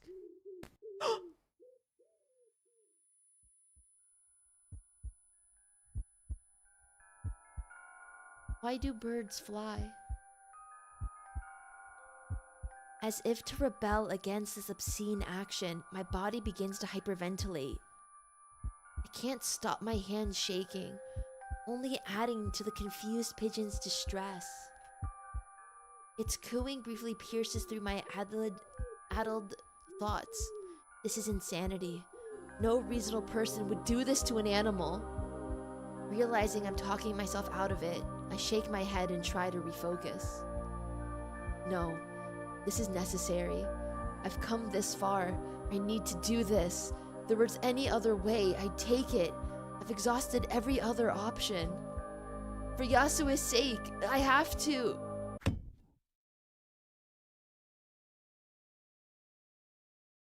Why?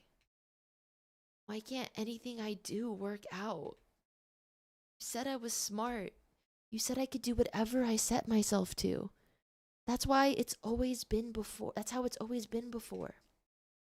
So why won't this work? This is the one thing I really wanted to do. Why can't this go right? 母さん、父さん。私はただ支えてくれる人が欲しいだけなのに。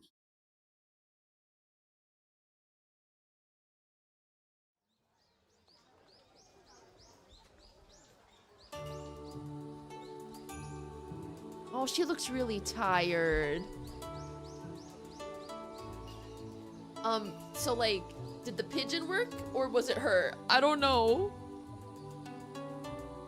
Leaning against the wall of the grand Kabuki venue for support, I patiently wait for Yasue's performance to end. Voices faintly murmur from inside, the actors bellowing in anger, adoration, violence, and sadness, a cacophony of emotion all directed by one woman. The toll of having to use my own blood is now becoming impossible to ignore. My heart once again beating wildly and my breath ragged. The first time this happened, I panicked and made it worse. But now, it's something I can at least control. All I can do is remain calm, clutch my chest, and try to stabilize my breaths. I should see a doctor, but I know full well why this is happening. Trying to explain the scars, too, would be... Thankfully, I managed to settle myself just in time for visitors to start leaving the theater. A handful stroll out silently, but most gossip and chatter away with friends and family. Then, eventually, an ashen-haired woman dressed in elegant yellow follows. Ohayo, Yasu. Bro. She turns to me and smiles at first, but the corners of her mouth tugs downwards at the sight of me. Honoka, 大丈夫なの? 大丈夫。少し疲れただけだから。自分の顔を見たらそんなこと言えないわよ。I shrink at her criticism, unused to her being so graven in her tone. After all, I did come here. This is the welcome After all I did to come here, this is the welcome I receive. 焦ることはないわ。私にはいくらでも時間があるのだもの。ね、ほのか。私は違う。Backed up against a wall, quite literally in this case, I surprised myself in my stubbornness. She seems to take the hint, grimacing a little but letting go of the point. せめてもう一度ご馳走させてちょうだい。何か食べないと体が持たないわ。そのことだけど。A passing man leaving the venue congratulates Yasue, to which she responds out of firm necessity. For all her powers, she insists on treating others well rather than indulging in hubris.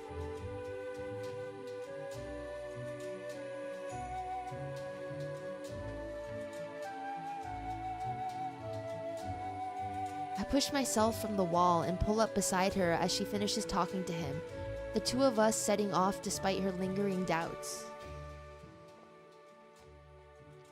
Girl, you need to take iron supplements. ここで初めて飲んだ時の酔いも、この前の食事の満腹感も、元の世界に戻ったら全く感じられなかったの。それでもしかしたらと思って、この前ここに来た時、元の世界の様子をスマホで動画撮ってみたの。Oh. この現象は移動じゃないみたい。スマホに映ってたのは3時間くらい。私が So she's literally hallucinating. そう。 But yeah, no, but she has the photo.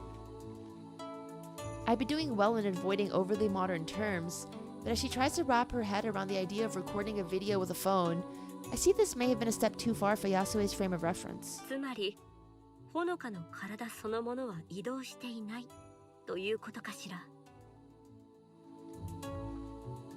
I give a quick nod as we walk on, my thoughts feeling all the more firm as I give voice to them. Having someone to simply bounce ideas off of is a welcome feeling.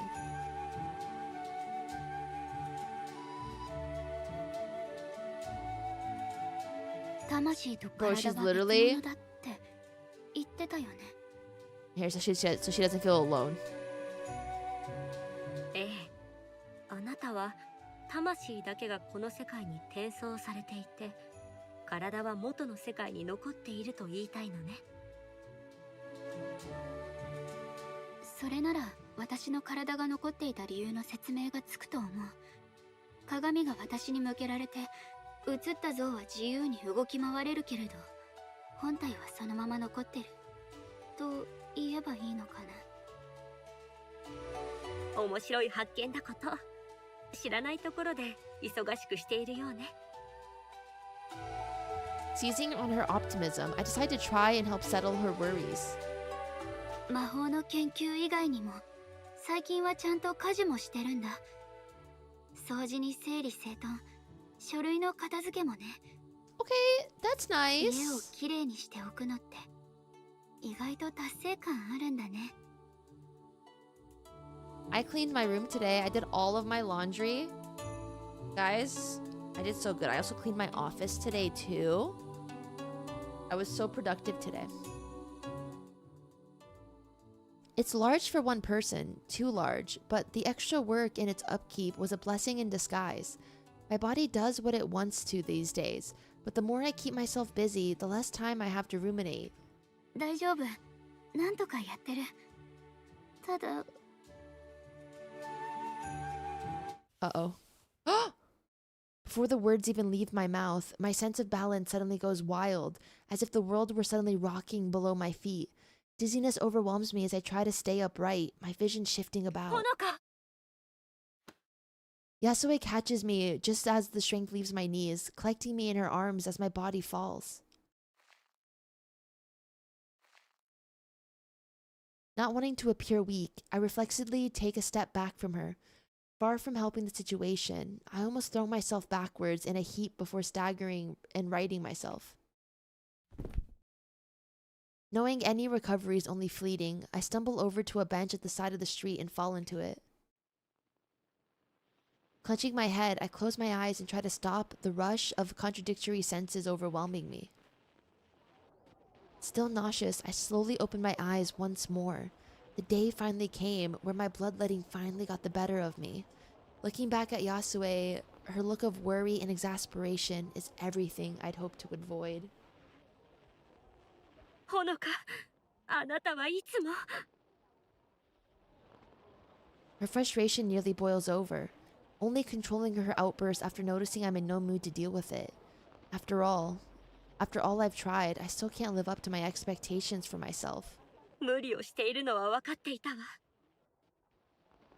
お願いだから、ここに長くいようとしないで。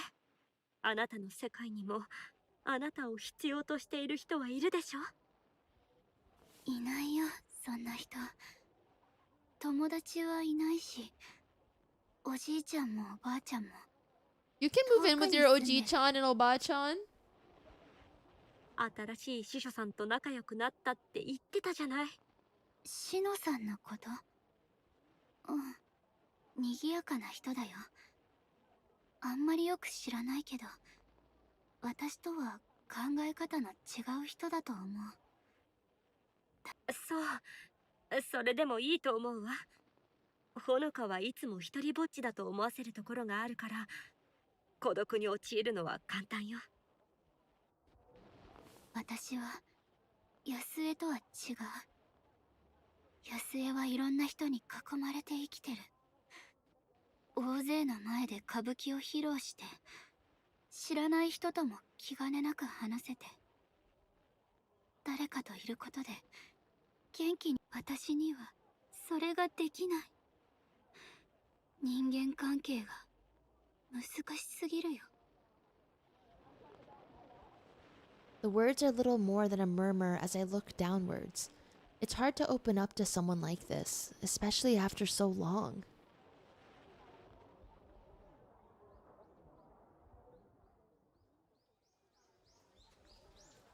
Her expected reassurances and light-hearted chatter are replaced by an uncomfortable silence, only made more pointed by the noise of those around us. I bashfully glance back up at Yasue, but her expression is difficult to read. She looks weary beyond her years. 安江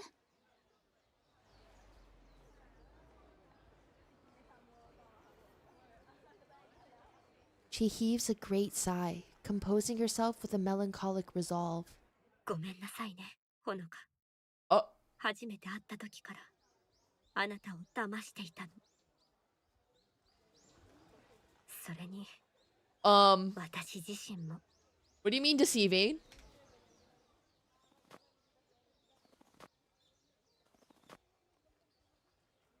With quiet determination, he takes one stride back after another into the center of the street. Busy as the thoroughfare may be, the people flitting about her hardly give as much of a glance as they maneuver around like fish in a river. They're not real. My heart racing at how little heed she gives them. I come to my feet and step towards her. As my mouth opens to yell in warning, her eyes stop me. She looks so assured of what she's doing, yet I don't understand her at all. Her eyes close, people moving about the both of us. Wait, is the whole town her own projection?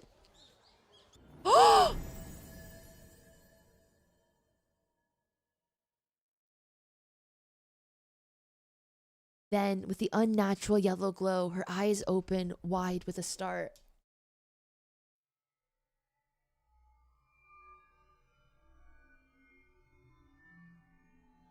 For a moment, I'm lost as to what she's done. A second passes before realization finally hits. Every last person around us has stopped. Confused by the surreal experience, my head flicks this way and that at the people who were passing us just moments ago, as if hitting pause on a video. Not one human in this world moves a millimeter, not one breath nor blink. どうなっているの？わからないかしら。 Oh my god.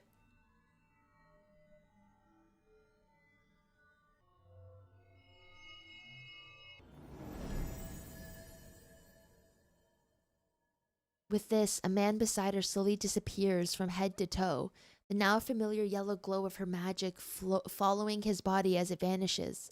The actors on her stage disappeared just the same.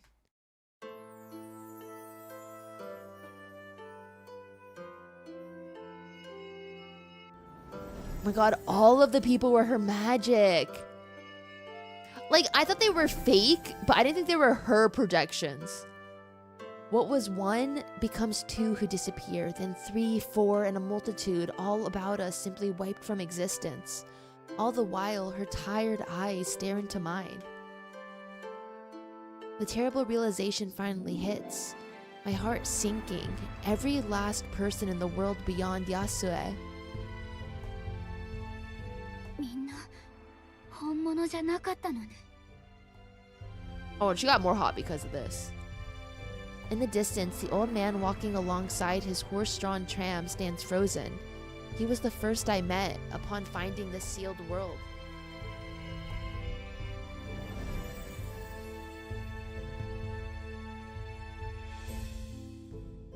Without ceremony nor drama, he simply vanishes.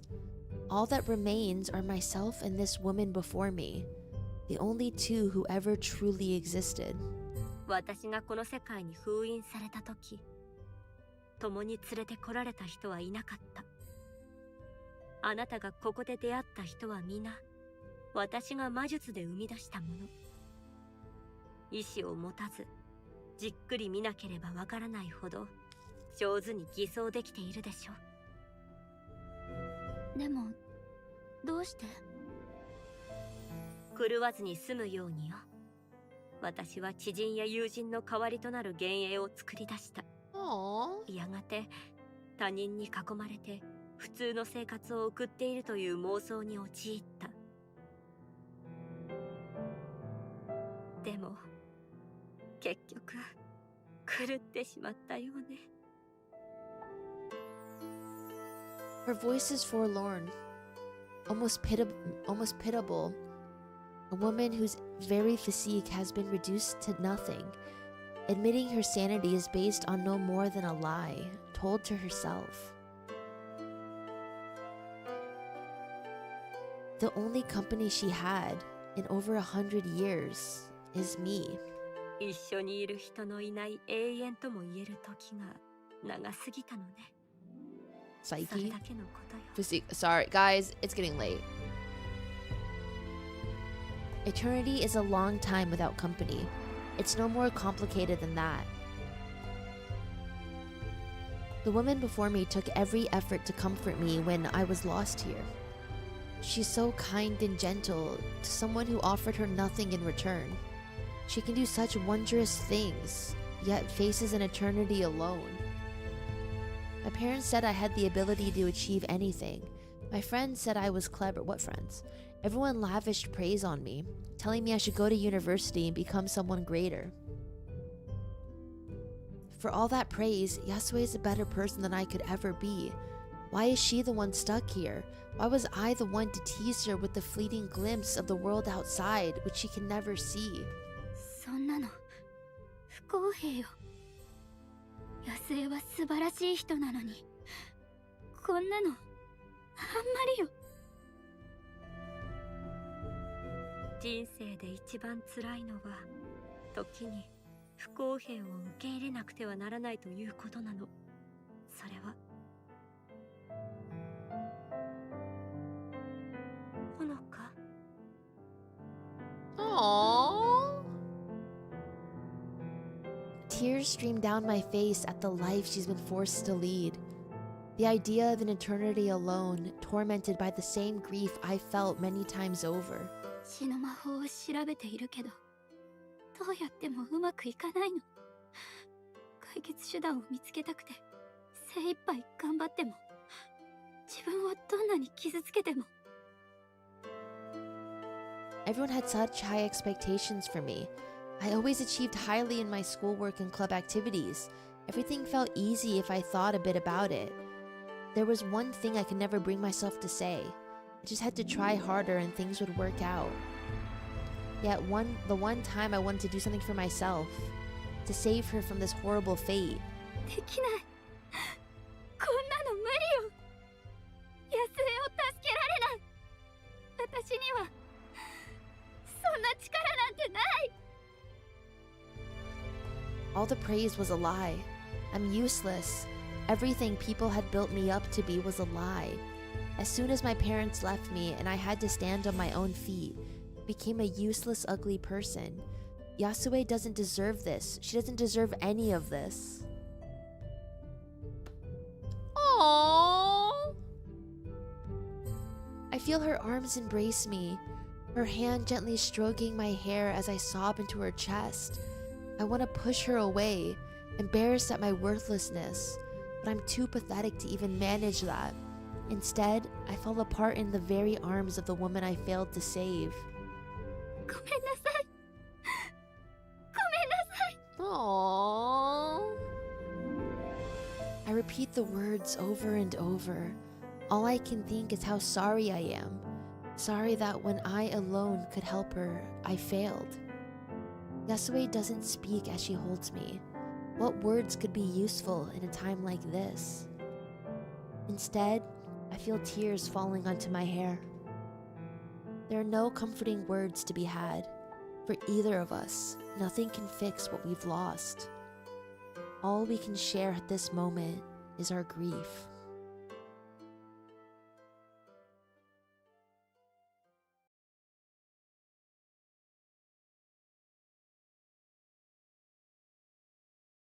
Okay. Well, we're still on Act 1. Okay, we will stop here.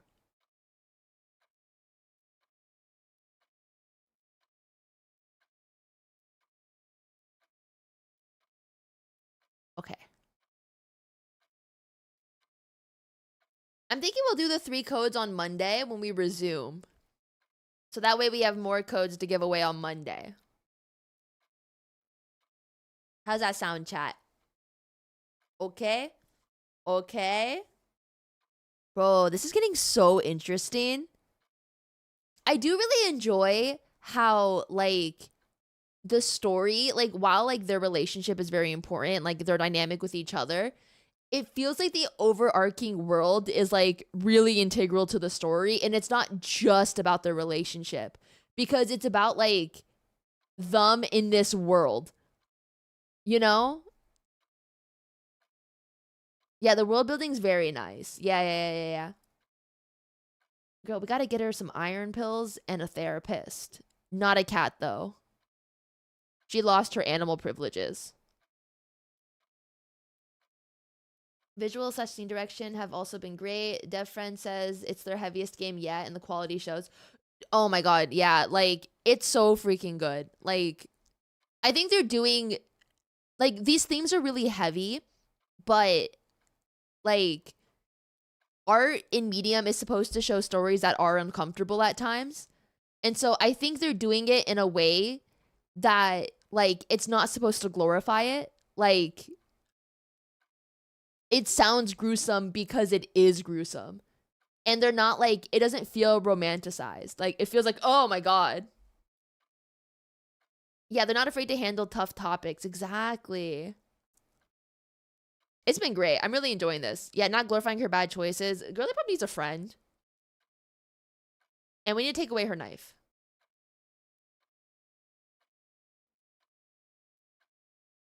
Dun, dun, dun. You don't often like VNs with no branching choices like this, but it's such a good story. It's more of like, it's like, I think it's a proper visual novel versus like a choice game, which I appreciate that. I do enjoy that. I'm sure there are going to be branching paths like later on, like maybe 1 or 2 really big decisions to make to determine like a good and bad ending. But right now I'm just enjoying the story. I love a good visual novel. But you guys, I guess that'll be it for tonight. Next stream will be Monday, 12 p.m. Eastern, because that's the time we stream on Mondays. You guys are probably off for Christmas break or working from home if you work, or if you have to go into office or wherever you work. I'm sorry.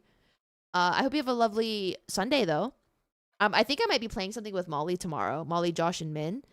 I think we might do American Truck Driving Simulator. I'm not 100% sure what we're doing tomorrow, but we might be doing something. But yeah, I'm not going to stream it, but they probably will. Thank you guys for the awesome stream. I will see you guys on Monday. And I hope you have a lovely Sunday and you guys relax and do your laundry. Bye. Thank you guys for being here. Bye-bye. Bye, chat. Good night.